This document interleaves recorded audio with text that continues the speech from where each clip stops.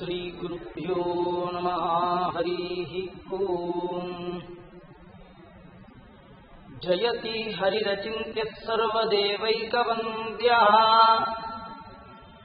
ಪರಮಗುರುರವಿಷ್ಟಾವಾಪ್ತಿತಃ ಸಜ್ಜನಾನಾಂ ನಿಖಿಲಗುಣಗಣಾರ್ಣೋ ನಿತ್ಯನಿರ್ಮುಕ್ತದೋಷಃ ಸರಸಿಜನಯನೋऽಸೌ ಶ್ರೀಪತಿರ್ಮಾನದೋ ನಃ. ಬುದ್ಧಿರ್ಬಲಂ ಯಶೋಧೈರ್ಯಂ ನಿರ್ಭಯತ್ವಮರೋಗೃತ ಅಜಾಡ್ಯಂ ವಾಕ್ಪಟುತ್ವಂ ಚ ಹನುಮತ್ಸ್ಮರಣಾತ್ ಭವೇತ್. ಭವತಿ ಯದನುಭಾವಾತ್ ಏಡಮೂಕೋऽಪಿ ವಾಗ್ಮಿ ಜಡಮದಿರಪಿ ಜಂತುರ್ಜಾಯತೆ ಪ್ರಾಜ್ಞಮೂಲಿಃ. ಸಕಲವಚನ ಚೇತೋ ದೇವತಾ ಭಾರತೀ ಸಾ ಮಮ ವಚಸಿ ನಿಧತ್ತಾಂ ಸನ್ನಿಧಿಂ ಮಾನಸೇ ಚ.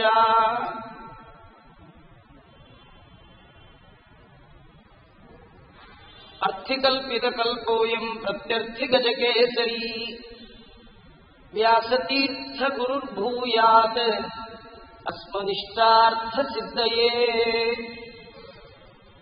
ಭಕ್ತಾನಾಂ ಮಾನಸಾಂ ಭೋಜ ಧಾನವೇ ಕಾಮಧೇನವೇ. ನಮತಾಂ ಕಲ್ಪತರವೇ ಶ್ರೀ ಜೈಂದ್ರ ಗುರವೇ ನಮಃ. ಕುಶಾಗ್ರಮತಯೇ ಭಾನುದ್ಯುತಯೇ ವಾದಿಭೀತಯೇ ಆರಾಧಿತ ಶ್ರೀಪತಯೇ ಶ್ರೀ ಸುಧೀಂದ್ರಯತಯೇ ನಮಃ. ದುರ್ವಾದಿ ಧ್ವಾಂತರವಯೇ ವೈಷ್ಣವೇಂದೀವರೇಂದ್ರವೇ ಶ್ರೀರಾಘವೇಂದ್ರ ಗುರವೇ ನಮೋ ಅತ್ಯಂತ ದಯಾಳವೇ. ಆಪಾದಮೌಲಿಪರ್ಯಂತಂ ಗುರುಣಾಂ ಆಕೃತಿಂ ಸ್ಮರೇತ್ ತೇನ ವಿಘ್ನಾಃ ಪ್ರಣಶ್ಯಂತಿ ಸಿದ್ಧ್ಯಂತಿ ಚ ಮನೋರಥಾಃ. ಸ್ವಸ್ತ್ಯಸ್ತು ಸತಾಂ ಅಶೇಷ ಸನ್ಮಂಗಲಾನಿ ಭವಂತು. ಶ್ರೀ ಗುರುಭ್ಯೋ ನಮಃ. ಹರಿಃ ಓಂ.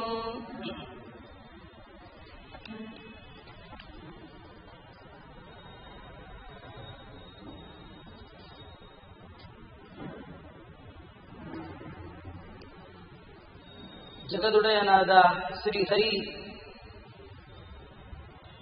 ಅವನಿಂದ ನಿರ್ಮಾಣಗೊಂಡಂತಹ ಸತ್ಯಭೂತವಾದ ಈ ಜಗತ್ತು, ಈ ಜಗತ್ತಿನಲ್ಲಿ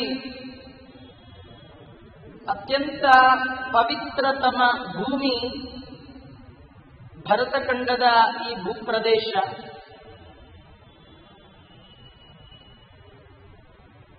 ಸಾಧನೆಯ ಸತ್ಕರ್ಮ ಮಾಡಿ ಭಗವಂತನನ್ನ ಹೊಂದಲಿಕ್ಕೆ ಯೋಗ್ಯವಾದಂತಹ ಸ್ಥಳ ವಿಶೇಷ ಈ ಭರತ ಭೂಮಿ. ಈ ಭರತ ಭೂಮಿಯಲ್ಲಿ ಭಗವಂತನನ್ನ ಬಣ್ಣಿಸುವ ಸಲುವಾಗಿ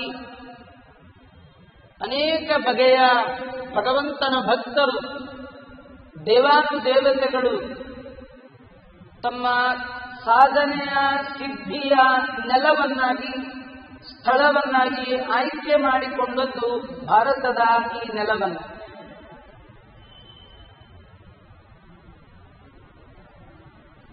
ಅನೇಕ ಜನ ದೇವಾನುದೇವತೆಗಳು ಈ ಪವಿತ್ರವಾದ ನೆಲದಲ್ಲಿ ಅವತಾರ ಮಾಡಿ ಬಂದು ಭಗವಂತನ ಹಿರಿಮೆ, ಭಗವಂತನ ಸರ್ವೋತ್ತಮತ್ವ, ಈ ಜಗದ ಸತ್ಯತ್ವವನ್ನ ತಿಳಿಸಿಕೊಟ್ಟಿದ್ದಾನೆ. ಬ್ರಹ್ಮಾದಿ ಸಮಸ್ತ ದೇವತೆಗಳು ಜ್ಞಾನಕ್ಕಾಗಿ ಭಗವಂತನಲ್ಲಿ ಮೊರೆ ಇಟ್ಟಿದ್ದಾರೆ.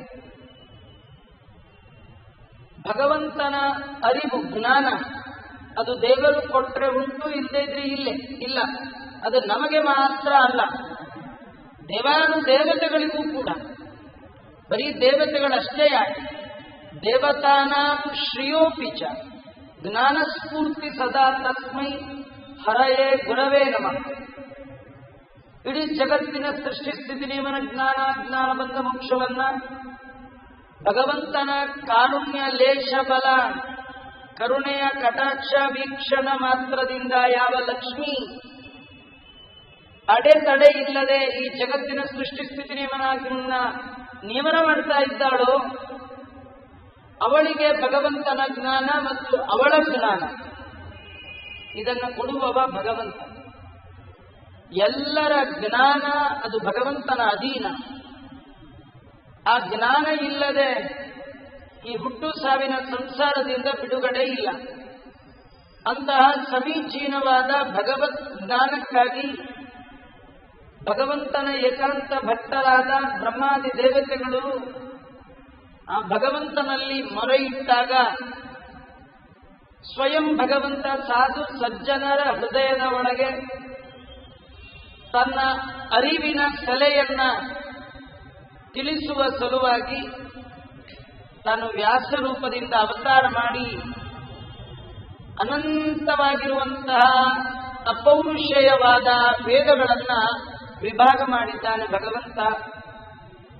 ವೇದ ವಿಭಾಗ ಮಾಡಿದ ಕಾರಣ ಶ್ರೀಹರಿಗೆ ವೇದವ್ಯಾಸರು ಅಂತ ಕರೀತಾ ಇದ್ದಾರೆ. ಆಯಾಯ ಶಾಖೆಗಳು ಋಗ್ವೇದ, ಯಜುರ್ವೇದ, ಸಾಮವೇದ ಹೀಗೆ ಹೇಳಿ ಆಯಾಯ ಶಾಖೆಯವರು ಆಯಾಯ ಶಾಖೆಯಲ್ಲಿ ಹೇಳಿದ ಜ್ಞಾನವನ್ನು ತಿಳಿದು ತನ್ಮೂಲಕ ಭಗವಂತನ ಉಪಾಸನೆ ಮಾಡಿ ಹರಿಯ ಕರುಣಕ್ಕೆ ಪಾತ್ರರಾಗಲಿ ಅಂತ ಹೇಳಿ ಭಗವಂತ ಮಾಡಿ ವೇದದಲ್ಲಿ ಹೇಳುವ ಜ್ಞಾನ ತತ್ವಜ್ಞಾನದ ನಿರ್ಣಯಕ್ಕಾಗಿ ಸ್ವತಃ ವ್ಯಾಸರೇ ಸೂತ್ರಗಳನ್ನು ರಚನೆ ಮಾಡಿಕೊಟ್ಟಿದ್ದಾರೆ. ಅದು ಬ್ರಹ್ಮ ಸೂತ್ರಗಳು ಅಂತ. ಆ ಬ್ರಹ್ಮಸೂತ್ರಗಳು ಮತ್ತು ವೇದದ ಒಳಗಿನ ತಿರುಳು ಏನು ಹೇಳ್ತಾ ಇದೆ ವೇದಗಳು? ವೇದಗಳ ಆಂತರ್ಯ ಏನು? ನಿಮ್ಗೆ ವೇದ ಓದ್ತಾ ಹೋದ್ರೆ ಏನು ಅರ್ಥ ಆಗಲ್ಲ. ಸೂತ್ರ ಅದು ನಿಮ್ಗೆ ಅರ್ಥ ಆಗೋಲ್ಲ. ದೇವರ ದಯ ಇಲ್ಲದೆ ಇದ್ರೆ, ಗುರುಗಳ ಅನುಗ್ರಹ ಇಲ್ಲ ಅಂತಾದ್ರೆ ಪೂರ್ವಾಪರ ವಿಚಾರಗಳೇ ಅರ್ಥ ಆಗೋಲ್ಲ. ಹಾಗಾಗಿ ಸಜ್ಜನರ ಮೇಲಿನ ಕಾರುಣ್ಯದಿಂದ ಶ್ರೀಹರಿ ನನ್ನ ಬಗ್ಗೆ ಅವ್ರಿಗೂ ಸ್ವಲ್ಪ ತಿಳಿಸೋಣ ಅಂತ ಹೇಳಿ ಕಥೆಗಳನ್ನ ಭಗವಂತ ರಚನೆ ಮಾಡಿದ. ಇತಿಹಾಸ ಗ್ರಂಥಗಳು 18 ಪುರಾಣಗಳು ವ್ಯಾಸರಿಂದ ನಿರ್ಮಿತವಾದವು. ಶ್ರೇಷ್ಠವಾದ ಮಹಾಭಾರತ, ಪಂಚಮ ವೇದ, ವೇದಾದಪಿ ಪರಂ ಚಕ್ರೇ ಮಹಾಭಾರತ ಉತ್ತಮಂ. ಉತ್ಕೃಷ್ಟವಾದ ಭಗವಂತನ ತತ್ವಜ್ಞಾನವನ್ನ ಸೂಸುವಂತಹ ಶ್ರೀಮದ್ ಮಹಾಭಾರತವನ್ನ ವ್ಯಾಸರು ರಚನೆ ಮಾಡಿಕೊಟ್ಟಿದ್ದಾರೆ. ಇದೆಲ್ಲ ಸಜ್ಜನರ ಪಾಲಿಗೆ ಭಗವಂತ ಇಟ್ಟ ಬಿಟ್ಟ ಕೊಟ್ಟ ಆಸ್ತಿ. ಇದು ಜನ್ಮ ಜನ್ಮಾಂತರಕ್ಕೆ ನಿಮ್ಮ ಬಿಡದೆ ಬರುವಂಥದ್ದಿದು. ಸಂಪಾದನೆ ಮಾಡೋದಾದ್ರೆ ಈ ತತ್ವಜ್ಞಾನದ ಆಸ್ತಿಯನ್ನ ಜೀವನದಲ್ಲಿ ಸಂಪಾದನೆ ಮಾಡಬೇಕು. ಮಿಕ್ಕ ಸಂಪತ್ತುಗಳೆಲ್ಲ ನಮ್ಮ ಕಣ್ಮುಂದೆ ಮಾಯ ಆಗಿ ಹೋಗ್ಬಿಡುತ್ತೆ. ಇದ್ರೂ ನಮ್ಮ ಹಿಂದೆ ಬರೋದಲ್ಲ. ಇಂತಹ ಭಗವಂತ ಕೊಟ್ಟ ಜ್ಞಾನದ ಭಂಡಾರವನ್ನ ಮತ್ತು ವಿಸ್ತಾರ ಮಾಡಿ ಭಗವಂತನ ಮಾತುಗಳನ್ನು ನಮಗೆ ನೇರವಾಗಿ ಸರಿಯಾಗಿ ಅರ್ಥ ಮಾಡಿಕೊಳ್ಳುವ ಯೋಗ್ಯತೆ ಇಲ್ಲ. ಹೀಗಾಗಿ ಭಗವಂತನ ಮಾತನ್ನ ಅರ್ಥೈಸ್ತೀವಿ ಅಂತ ಅನೇಕ ಜನ ಈ ದೇಶದಲ್ಲಿ ಬಂದು ಹೋಗಿದ್ದಾರೆ. ಭಾರತದಲ್ಲಿ ಅನೇಕ ಜನ ಮತಾಚಾರ್ಯರು ವೇದ ಬ್ರಹ್ಮಸೂತ್ರಗಳನ್ನ ಆಧಾರವಾಗಿಟ್ಕೊಂಡು ತಮ್ಮ ತಮ್ಮ ಮತಗಳ ಸ್ಥಾಪನೆ ಮಾಡಲಿಕ್ಕೆ ಅನೇಕ ಜನ ಸಾಧು ಸಂತರು ಇಲ್ಲಿ ಬಂದಿದ್ದಾರೆ. ಹಾಗೆ ಬಂದವರಲ್ಲಿ ಒಬ್ಬರೇ ಒಬ್ಬರು ಭಗವಂತನ ಹೃದಯದ ಅಭಿಪ್ರಾಯವನ್ನ ಜಗತ್ತಿನ ಜನರಿಗೆ ತೋರಿಸಿಕೊಟ್ಟರು. ಒಬ್ಬರೇ ಲೋಕೈಕ ದೀಪೇ ಇಡೀ ಜಗತ್ತಿಗೆ ತತ್ವಜ್ಞಾನದ ಬೆಳಕನ್ನು ಕೊಟ್ಟದ್ದು ಒಬ್ಬರೇ. ಅದ್ಯಾರು? ಜಗದ್ಗುರು ಶ್ರೀಮದ್ ಆನಂದ ತೀರ್ಥ ಭಗವತ್ಪಾದಾಚಾರ್ಯರು. ಸ್ವತಃ ಭಗವಂತನಿಂದಲೇ ಆಜ್ಞಪ್ತರಾಗಿ ಬಂದಿದ್ದಾರೆ. ಮಮ ಸದ್ಗುಣ ನಿರ್ಣಯೇನ ಆನಂದಯೇ ಸುಮುಖಭೂಷಿತ ಭೂಮಿ ಭಾಗೋ. ವಾಯುದೇವರನ್ನ ನೋಡಿ ಭಗವಂತ ಅಪ್ಪಣೆ ಮಾಡಿದ್ದಾನೆ, ನೀವು ಭೂಮಿಗೆ ಹೋಗಬೇಕು, ನನ್ನ ಸದ್ಗುಣಗಳ ನಿರ್ಣಯ ಮಾಡಿಕೊಡ್ಬೇಕು. ಭಗವಂತನ ಆಜ್ಞೆಯನ್ನ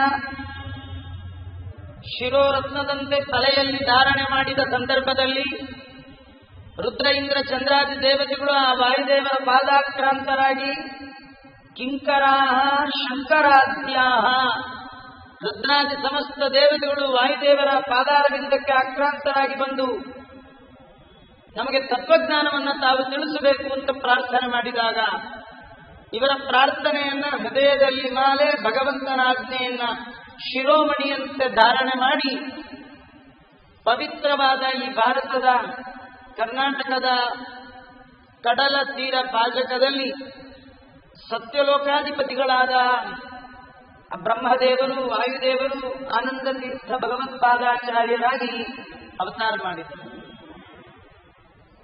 ಅವತಾರ ಮಾಡಿ ಯೋ ವಿಪ್ರಲಂಬ ವಿಪರೀತಮತಿ ಪ್ರಭೂತಾನ್ ವಾದಾನ್ ನಿರಸ್ಯ ಕೃತವಾನ್ ಭುವಿ ತತ್ವವಾದಂ. ಅಲ್ಲಿಯ ತನಕ ಏನೆಲ್ಲ ಮತಗಳಿತ್ತು ಆ ಎಲ್ಲ ಮತಗಳ ಅಭಿಪ್ರಾಯವನ್ನ ಅಕ್ಷರಶಃ ಖಂಡನೆ ಮಾಡಿದ್ದಾರೆ. ಅನುಭವಕ್ಕೆ ನಿಲುಕದ ಮತಗಳಿವೆ ಎಲ್ಲ. ಎಂದೆಂದು ಅವರು ಹೇಳುವ ಮತದಂತೆ ನಿಮ್ಮ ಅನುಭವಕ್ಕೆ ಬರೋಲ್ಲ. ಅನುಭವಕ್ಕೆ ಬಾರದ ಮಾತುಗಳನ್ನು ಎಷ್ಟು ಕೇಳಿದ್ರೆ ಏನು ಪ್ರಯೋಜನ? ಹಾಗಾಗಿ ಅಕ್ಷರಶಃ ಆಚಾರ್ಯರ ಕಾಲದ ತನಕ ಏನೆಲ್ಲ ಮತಗಳು ಬಂದಿತ್ತು ಅದನ್ನೆಲ್ಲ ಖಂಡನೆ ಮಾಡಿ ಸರ್ವೇಶ್ವರೋ ಹರಿರಿತಿ ಪ್ರತಿಪಾದಯಂತಂ ಆನಂದ ತೀರ್ಥ ಮುನಿವರ್ಯಮಹಂ ನಮಾಮಿ. ಆರೋಪ ಮಾಡಲಿಕ್ಕೆ ಬರಬಾರದು, ಇನ್ಯಾರು ಕಂಪ್ಲೇಂಟ್ ಮಾಡಬಾರದು. ಅಂತಹ ತತ್ವವಾದ ಅದನ್ನು ಜಗತ್ತಿಗೆ ಕೊಟ್ಟ ಮಹಾನುಭಾವರು ಶ್ರೀಮದ್ ಆನಂದ ತೀರ್ಥ ಭಗವತ್ಪಾದಾಚಾರ್ಯರು. ಅವರು ಬರೆದ ಗ್ರಂಥಗಳು ಸರ್ವಮೂಲ ಅಂತ. ಭಗವಂತನನ್ನ ಹೊಂದಲಿಕ್ಕೆ ಮೂಲ ಶಾಸ್ತ್ರ. ವ್ಯಾಸರ ಹೃದಯವನ್ನ ಅರಿತು ವ್ಯಾಸರ ಹೃದಯದ ಅಭಿಪ್ರಾಯವನ್ನೇ ತಮ್ಮ ಭಾಷ್ಯದಲ್ಲಿ ರಚನೆ ಮಾಡಿಕೊಟ್ಟಿದ್ದಾರೆ. ಸರ್ವಮೂಲ ಅನ್ನುವ ಗ್ರಂಥಗಳನ್ನು ಕೊಟ್ಟಿದ್ದಾರೆ. ಆಚಾರ್ಯರು ಮಾಡಿದಂತಹ ಈ ಅಪೂರ್ವ ಭಗವಂತನ ಸೇವಾ, ವಾಂಗ್ಮಯ ಸೇವಾ, ಅದನ್ನ ವಿಸ್ತಾರ ಮಾಡಿ ಹರಿ ವಾಯು ಇವರಿಬ್ಬರ ಅನುಗ್ರಹಕ್ಕೆ ಪಾತ್ರರಾಗಬೇಕು ಹೇಳಿ ಅನೇಕ ಜನ ದೇವತೆಗಳು ಹಿಂಡು ಹಿಂಡಾಗಿ ಭರತಖಂಡದಲ್ಲಿ ಅವತಾರ ಮಾಡಿದ್ದಾರೆ. ಹಾಗೆ ಬಂದ ಮಹಾನುಭಾವರಲ್ಲಿ ಆಚಾರ್ಯರ ಎದುರಿಗೆ ಕೂತು ಆಚಾರ್ಯರ ಮುಖಕಮಲದಿಂದ ಆಚಾರ್ಯ ರಚನೆ ಮಾಡಿದ ಗ್ರಂಥವನ್ನು ಕೇಳುವ ಮಹತ್ ಭಾಗ್ಯ ಅದನ್ನು ಪಡೆದುಕೊಂಡವರು ಪದ್ಮನಾಭ ತೀರ್ಥರು, ನರಹರಿ ತೀರ್ಥರು, ಮಾಧವ ತೀರ್ಥರು, ಅಕ್ಷೋಭಿ ತೀರ್ಥರು. ಇದೇ ಒಂದು ಸತ್ಪರಂಪರೆಯಲ್ಲಿ ಶ್ರೀಮದ್ ಟೀಕಾಕೃತ್ಪಾದರು ಜಯತೀರ್ಥರು ಬಂದು ಆಚಾರ್ಯರ ಗ್ರಂಥಗಳಿಗೆ ವ್ಯಾಖ್ಯಾನ ಮಾಡುವ ಮೂಲಕ ಟೀಕಾಚಾರ್ಯರೆಂದೇ ಖ್ಯಾತರಾದ ಮಹಾನುಭಾವ. ಅವರ ನಂತರದಲ್ಲಿ ಆಚಾರ್ಯರ ಸತ್ಸಿದ್ಧಾಂತಕ್ಕೆ ತಮ್ಮ ಗ್ರಂಥಗಳಿಂದ ಒಂದು ಭದ್ರವಾದ ಕೋಟೆ, ಇಂದಲ್ಲ ಮುಂದಲ್ಲ ಎಂದೆಂದೂ ಆಗಬಾರದು. ಪರಕೀಯರ ದಾಳಿಯನ್ನ, ಪರ ಮತಗಳ ಅಪಪ್ರಚಾರವನ್ನ ತಡೆಗಟ್ಟುವ ಸಲುವಾಗಿ ಆಚಾರ್ಯರ ಜಯತೀರ್ಥರ ಗ್ರಂಥಗಳ ಮೇಲೆ, ಅವರ ವಾಕ್ಯಗಳ ಮೇಲೆ ಮಾಡುವಂತಹ ಆರೋಪಗಳನ್ನು ಹತ್ತಿಕ್ಕುವ ಸಲುವಾಗಿ ಒಂದು ಭದ್ರವಾದ ಕೋಟೆಯನ್ನು ಕಟ್ಟಿಕೊಟ್ಟ ಮಹಾನುಭಾವರು ಮುನಿತ್ರಯರೆಂದೇ ಖ್ಯಾತರಾದವರಲ್ಲಿ ಒಬ್ಬರು ಶ್ರೀ ವ್ಯಾಸರಾಜಗುರು ಸಾರ್ವಭೌಮರು. ಶ್ರೀಮಧ್ವ ಕಲ್ಪವೃಕ್ಷಸ್ತು ಜಯಾರ್ಯ ಕಾಮದುಸ್ಮೃತ ಚಿಂತಾಮಣಿಸ್ತು ವ್ಯಾಸಾರ್ಯ ನಿತ್ರೆ ಮುದಾ. ವ್ಯಾಸರಾಜರು ಎಂಥವರು? ಚಿಂತಾಮಣಿ. ಚಿಂತಾಮಣಿ ಅಂದ್ರೆ ಏನು ಗೊತ್ತಾ? ಅದೊಂದು ಮಣಿ. ಅದು ಯಾವ ಕಬ್ಬಿಣ ಲೋಹಕ್ಕೆ ಸ್ಪರ್ಶ ಮಾಡಿಬಿಟ್ರು ಆ ಕಬ್ಬಿಣ ಲೋಹ ಬಂಗಾರ ಆಗ್ಬಿಡುತ್ತೆ. ಎಲ್ಲಿ ಸಿಗುತ್ತೆ ಆಚಾರ್ಯರು ಕೇಳ್ಬೇಡಿ, ಅದು ಸಿಗೋ ಮಣಿ ಅಲ್ಲ, ಅದು ಆನಂದದ ಮಣಿ, ಮೋಕ್ಷದಲ್ಲೇ ಆನಂದವನ್ನ ಕೊಡುವಂಥದ್ದು, ತತ್ವಜ್ಞಾನದ ಬೆಳಕಿನ ಮಣಿ. ಅದೇ ವ್ಯಾಸರಾಜರೆಂಬತಕ್ಕಂಥ ಅದ್ಭುತವಾದ ಮಣಿ. ಇದರರ್ಥ ಇಷ್ಟೇ, ಯಾರು ವ್ಯಾಸರಾಜರಿಂದ ರಚಿತವಾದ ಮತ್ತೊಂದು ವ್ಯಾಸರಾಜರ ಪ್ರತಿರೂಪದಂತಿರುವ ಅವರ ಗ್ರಂಥಗಳ ಅಧ್ಯಯನ ಅಧ್ಯಾಪನ ಮಾಡ್ತಾರೆ, ಅವರೇ ಚಿಂತಾಮಣಿ ಇದ್ದಾಗೆ. ಅವರಿಡೀ ಜೀವನ ಬದುಕು ಬಂಗಾರ ಆಗ್ಬಿಡುತ್ತೆ. ವ್ಯಾಸರಾಜರ ಗ್ರಂಥವನ್ನ ಗಟ್ಟಿ ಹಿಡಿಬೇಕು, ವ್ಯಾಸರಾಜರ ಪದವನ್ನ ಗಟ್ಟಿ ಹಿಡಿಬೇಕು, ವ್ಯಾಸರಾಜರ ಪಾದವನ್ನ ಗಟ್ಟಿ ಹಿಡಿದ್ರಿ ಅಂತಾದ್ರೆ, ಅವರ ಪಾದ ಸ್ಪರ್ಶ ನಿಮಗಾಯಿತು ಅಂತಾದ್ರೆ, ಒಂದು ಚಿಂತಾಮಣಿ ಸ್ಪರ್ಶ ಆದ ಕಬ್ಬಿಣದ ಲೋಹ ಬಂಗಾರ ಆಗುವಂತೆ ಸುವರ್ಣಮಯವಾದ ಜೀವನವನ್ನ ನೀವು ಜೀವನದಲ್ಲಿ ಸಾಗಿಸಬಹುದು. ಇಡೀ ಇತಿಹಾಸ ಮತ್ತೊಬ್ಬ ಈ ರೀತಿ ಸಾಧು ಸಂತನನ್ನ ಕಂಡಿಲ್ಲ. ಪ್ರಪಂಚದ ಇತಿಹಾಸದಲ್ಲೇ 6 ಜನ ಚಕ್ರವರ್ತಿಗಳಿಗೆ ರಾಜಗುರುಗಳಾಗಿ ಮೆರೆದಂತ ಏಕಮೇವ ಅದ್ವಿತೀಯ ಸನ್ಯಾಸಿಗಳು. ಬಹಳ ಆಶ್ಚರ್ಯ ಅಂದ್ರೆ, ಎಷ್ಟೋ ಜನ ರಾಜಗುರುಗಳು ಹೀಗೆಲ್ಲ ಇರ್ತಾರೆ, ಯುದ್ಧರಂಗದಲ್ಲಿಯೂ ಕೂಡ ರಾಜನ ಜೊತೆ ಒಟ್ಟು ಓಡಾಡಿ ಇದ್ದಂತ ಒಬ್ಬ ರಾಜಗುರುಗಳು ಅಂತಿದ್ರೆ ಅದು ವ್ಯಾಸರಾಜರು ಮಾತ್ರ, ಇನ್ಯಾರಿಗೂ ಇಲ್ಲ. ಇತಿಹಾಸ ಇವತ್ತು ಪ್ರಪಂಚ ಇತಿಹಾಸದಲ್ಲೇ ಕೃಷ್ಣದೇವರಾಯನ ಕಾಲ, ಕೃಷ್ಣದೇವರಾಯನ ಆಳ್ವಿಕೆಯನ್ನ ಸುವರ್ಣಯುಗ ಅಂತ. ಕೃಷ್ಣದೇವರಾಯ ಅಂತಾನೆ ಅಸ್ಮತ್ ಕುಲಗುರು ಅಂತ. ನನ್ನ ಕುಲಗುರುಗಳು ವ್ಯಾಸರಾಜರು. ವ್ಯಾಸರಾಜರನ್ನ ನೋಡ್ಲಿಕ್ಕೆ ಎಷ್ಟೋ ಕಾಲ ಬಾಗಿಲಲ್ಲಿ ಕಾಯ್ತಾ ನಿಂತಿರ್ತಿದ್ದಂತೆ. ಹೋದ ರಾಜ ಅಂತ ನೇರ ಒಳಗೋಗೋದಿಲ್ಲ.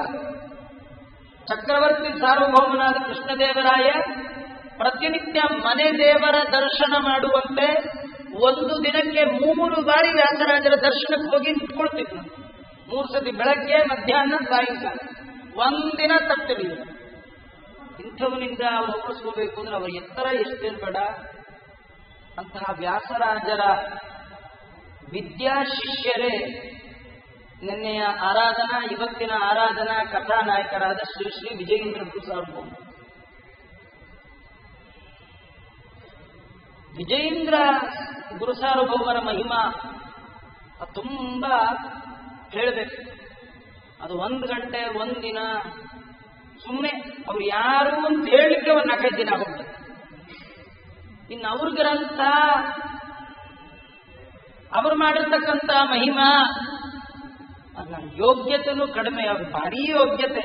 ಒಂದು ಪುಟ್ಟಿರ್ಬೇಕು, ಆ ಇರುವೆನ್ ಕರ್ಕೊಂಡೋಗಿ ಸಮುದ್ರದ ಮುಂದೆ ಬಿಟ್ಬಿಟ್ಟು ಬೇಗ 1 ಗಂಟೆ ದಾಟ್ಬಿಡು ಅಂದ್ರೆ ಪ್ರಾಣ ಕಳ್ಕೊಳ್ಳತ್ತ. ದಾಟಕ್ಕೆ ಸಾಧ್ಯವೇ ಇಲ್ಲ, ಆಗೋದೇ ಇಲ್ಲ. ಹೇಗೋ ಹಾಗೆ ವಿಜಯೇಂದ್ರ ಸ್ವಾಮಿಗಳವರ ವೈಭವ, ಅವರ ಮಹಿಮಾ, ಅವರ ಕಥಾ, ಅವರ ಗ್ರಂಥ, ಅಸದೃಶವಾದಂತಹ ಮಹಿಮಗಳು ನಮ್ಮಂತಹ ಸಾಮಾನ್ಯ ಅಲ್ಪರಿಂದ ಹೇಳಲಿಕ್ಕೆ ಸಾಧ್ಯ ಇಲ್ಲ. ಆದರೂ ಹೇಳ್ಬೇಕಂತ ಎಷ್ಟು ಹೇಳ್ತೀರ ಅಷ್ಟೇ ನಿಮ್ಮ ಮನಸ್ಸು ಶುದ್ಧಿ. ಮೈ, ಮಾತು, ಮನಸ್ಸು, ಇದು 3 ಶುದ್ಧಿಗಾಗಿ ಭಗವಂತನ ಭಕ್ತರ ಕಥೆಯನ್ನ ಹೇಳ್ತಾ ಇರ್ಬೇಕು. ಕಿಂತೂತ್ತಮ ಶ್ಲೋಕ ಶಿಖಾಮಣೀನಾ ಮನೋವಿಶುದ್ಧೈ ಚರಿತಾನುವಾದ. ಉತ್ತಮ ಶ್ಲೋಕ ಶಿಖಾಮಣೀನಾಂ ಚರಿತಾನುವಾದ ಮನೋವಿಶುದ್ಧೈ ಭವತಿ. ಉತ್ತಮ ಶ್ಲೋಕರು ಅಂದ್ರೆ ಭಗವಂತನ ಭಕ್ತರು. ಅವರ ಚರಿತ್ರೆ ಕಿವಿಲಿ ಕೇಳ್ತಾ ಇರ್ಬೇಕು, ಬಾಯಲ್ಲಿ ಹೇಳ್ತಾ ಇರ್ಬೇಕು. ನಮ್ಮ ಮನಸ್ಸು ಕ್ಲೀನ್. ಮೈ ಕ್ಲೀನ್ ಮಾಡ್ಕೊಳ್ಳಿಕ್ಕೆ ಬೇಕಾದ ಸೋಪ್ ಇದೆ ರೀ, ಮನಸ್ಸು ಕ್ಲೀನ್ ಮಾಡ್ಕೊಳ್ಳಿಕ್ಕೆ ಸೋಪೇ ಇಲ್ಲ. ಮನಸ್ಸಿನ್ನೂ ಕೊಳಕಾಗ್ತಾ ಹೋಗ್ತಿರುತ್ತೆ.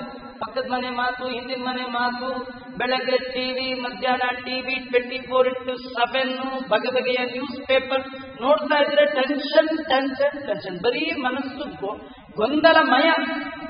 ಅದೇ ದೇವರ ಕಥೆ ಹೇಳಿ, ದೇವರ ಕಥೆ ಪ್ರಶಾಂತ, ಹಾಯ, ಸಣ್ಣ. ಅಂತಹ ವಿಜಯೇಂದ್ರ ಸ್ವಾಮಿಗಳ ಬಗ್ಗೆ ಸ್ವಲ್ಪ ಕಾಲ ಎಷ್ಟು ಸಾಧ್ಯವೋ ಅಷ್ಟು ನೋಡುವ ಪ್ರಯತ್ನವನ್ನ ಮಾಡೋಣ. ವಿಜಯೇಂದ್ರ ಸ್ವಾಮಿಗಳ ಒಟ್ಟು ರೂಪರೇಷೆಯನ್ನ 1 ಶ್ಲೋಕದಲ್ಲಿ ಅವರ ಪರಂಪರೆಯಲ್ಲೇ ಬಂದಂತಹ ಜ್ಞಾನಿ ಶ್ರೇಷ್ಠರಾದ ವಾದೀಂದ್ರ ಶ್ರೀಮಚ್ಚರಣರು ವರ್ಣನೆ ಮಾಡ್ತಾರೆ. ವಿಜಯೇಂದ್ರ ಸ್ವಾಮಿಗಳಂದ್ರೆ ಏನು, ಹೇಗೆ ಅವ್ರು ಹೇಳ್ತಾರೆ, ಅದನ್ನ ರಾಯರ ಮುಂದೆ ನಿಂತ್ಕೊಂಡು ಹೇಳ್ತಾರೆ. ರಾಯರು ಬೃಂದಾವನದಲ್ಲೇ ಕೂತು ತಲೆ ಅಳ್ಳಾಡಿಸಿದ್ರಂತೆ. ಹೌದಪ್ಪ, ನೀ ಹೇಳಿದ್ದೆಲ್ಲ ನಿಜ, ನಾನು ಕಣ್ಣಾರೆ ಕಂಡಿದ್ದೇನೆ ಆ ಭವ್ಯ ಮೂರ್ತಿಯನ್ನ. ಹೇಗಿದ್ರು ಅವರು, ಏನ್ ಮಹಿಮಾ! ಚಾತುರ್ಯೈಕಾಕೃತಿ ಚತುರಧಿಕ ಶತಗ್ರಂಥ ರತ್ನ ಪ್ರಣೇತ ಭೂತಾರಾತಿ ಪ್ರಬಂಧ ಸ್ಫುಟ ವಿದಿತ ಚತುಷ್ಷಷ್ಟಿ ವಿದ್ಯಾ ವಿಶೇಷ ಸೋಯಂ ನ ಶ್ರೀ ಸುರೇಂದ್ರೌ ಯತಿವರತನಯೋದ್ವೈತ ಶೈವಾಸಹಿಷ್ಣು ಉಷ್ಣಾತು ಶ್ರೀ ಜೈಂದ್ರ ತ್ರಿಭುವನ ವಿದಿತ ಸರ್ವತಂತ್ರ ಸ್ವತಂತ್ರ.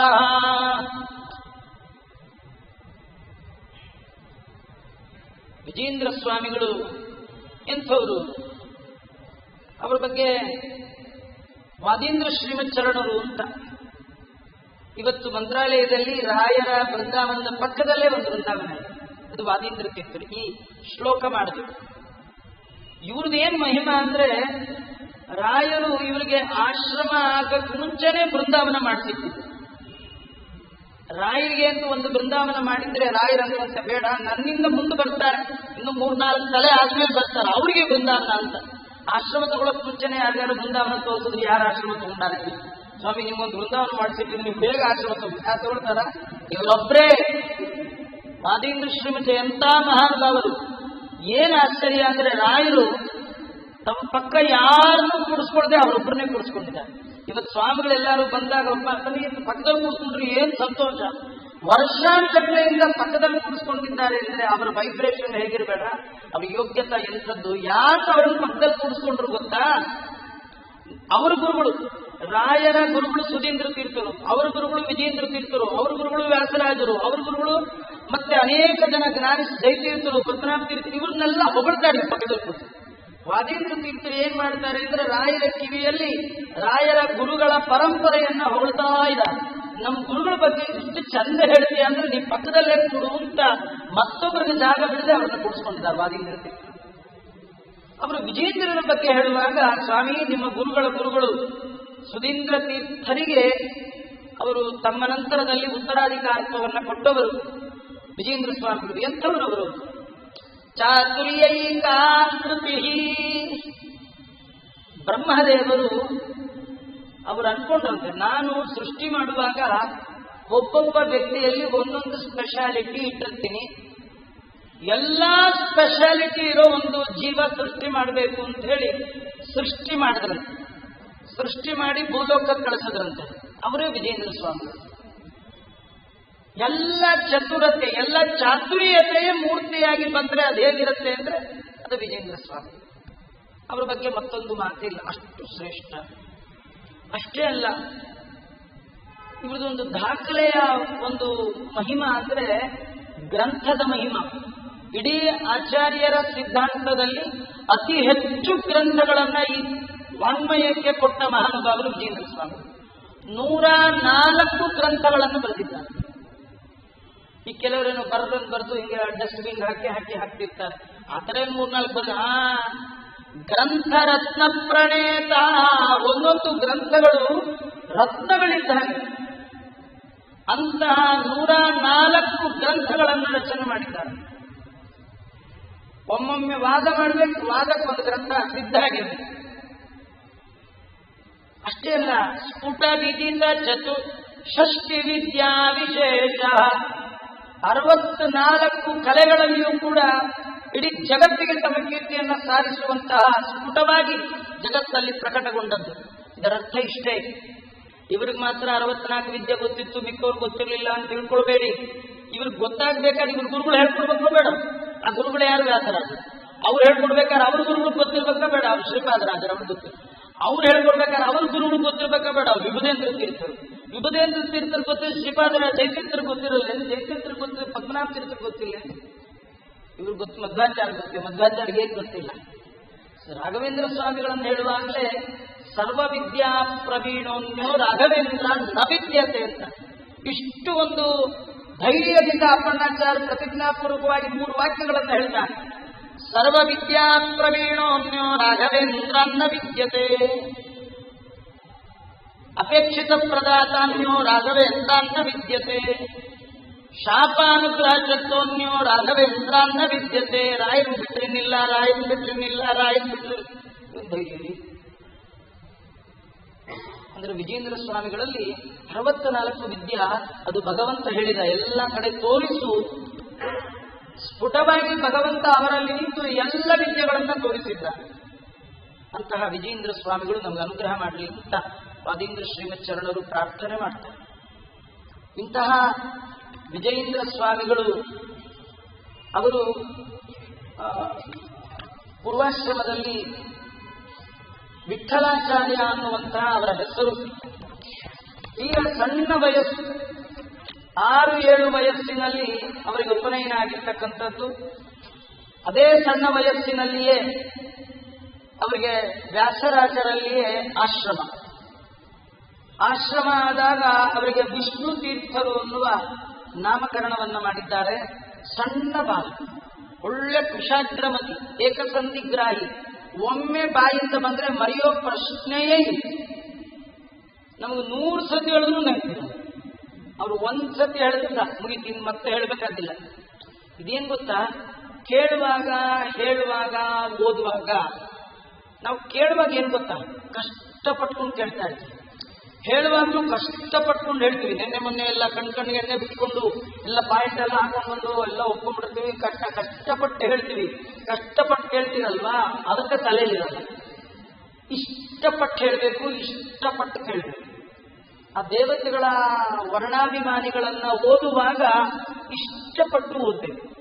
ಓದಿದ್ರೆ ಸಂತೋಷದಿಂದ ಅವ್ರನ್ನ ಸ್ವಾಗತ ಮಾಡಿದ್ರೆ ಅವರು 1 ಸತಿ ಬಂದು ನಮ್ಮ ತಲೆಯಲ್ಲಿ ಕೂತ್ರೆ ಹೋಗೋದೇ ಇಲ್ಲ.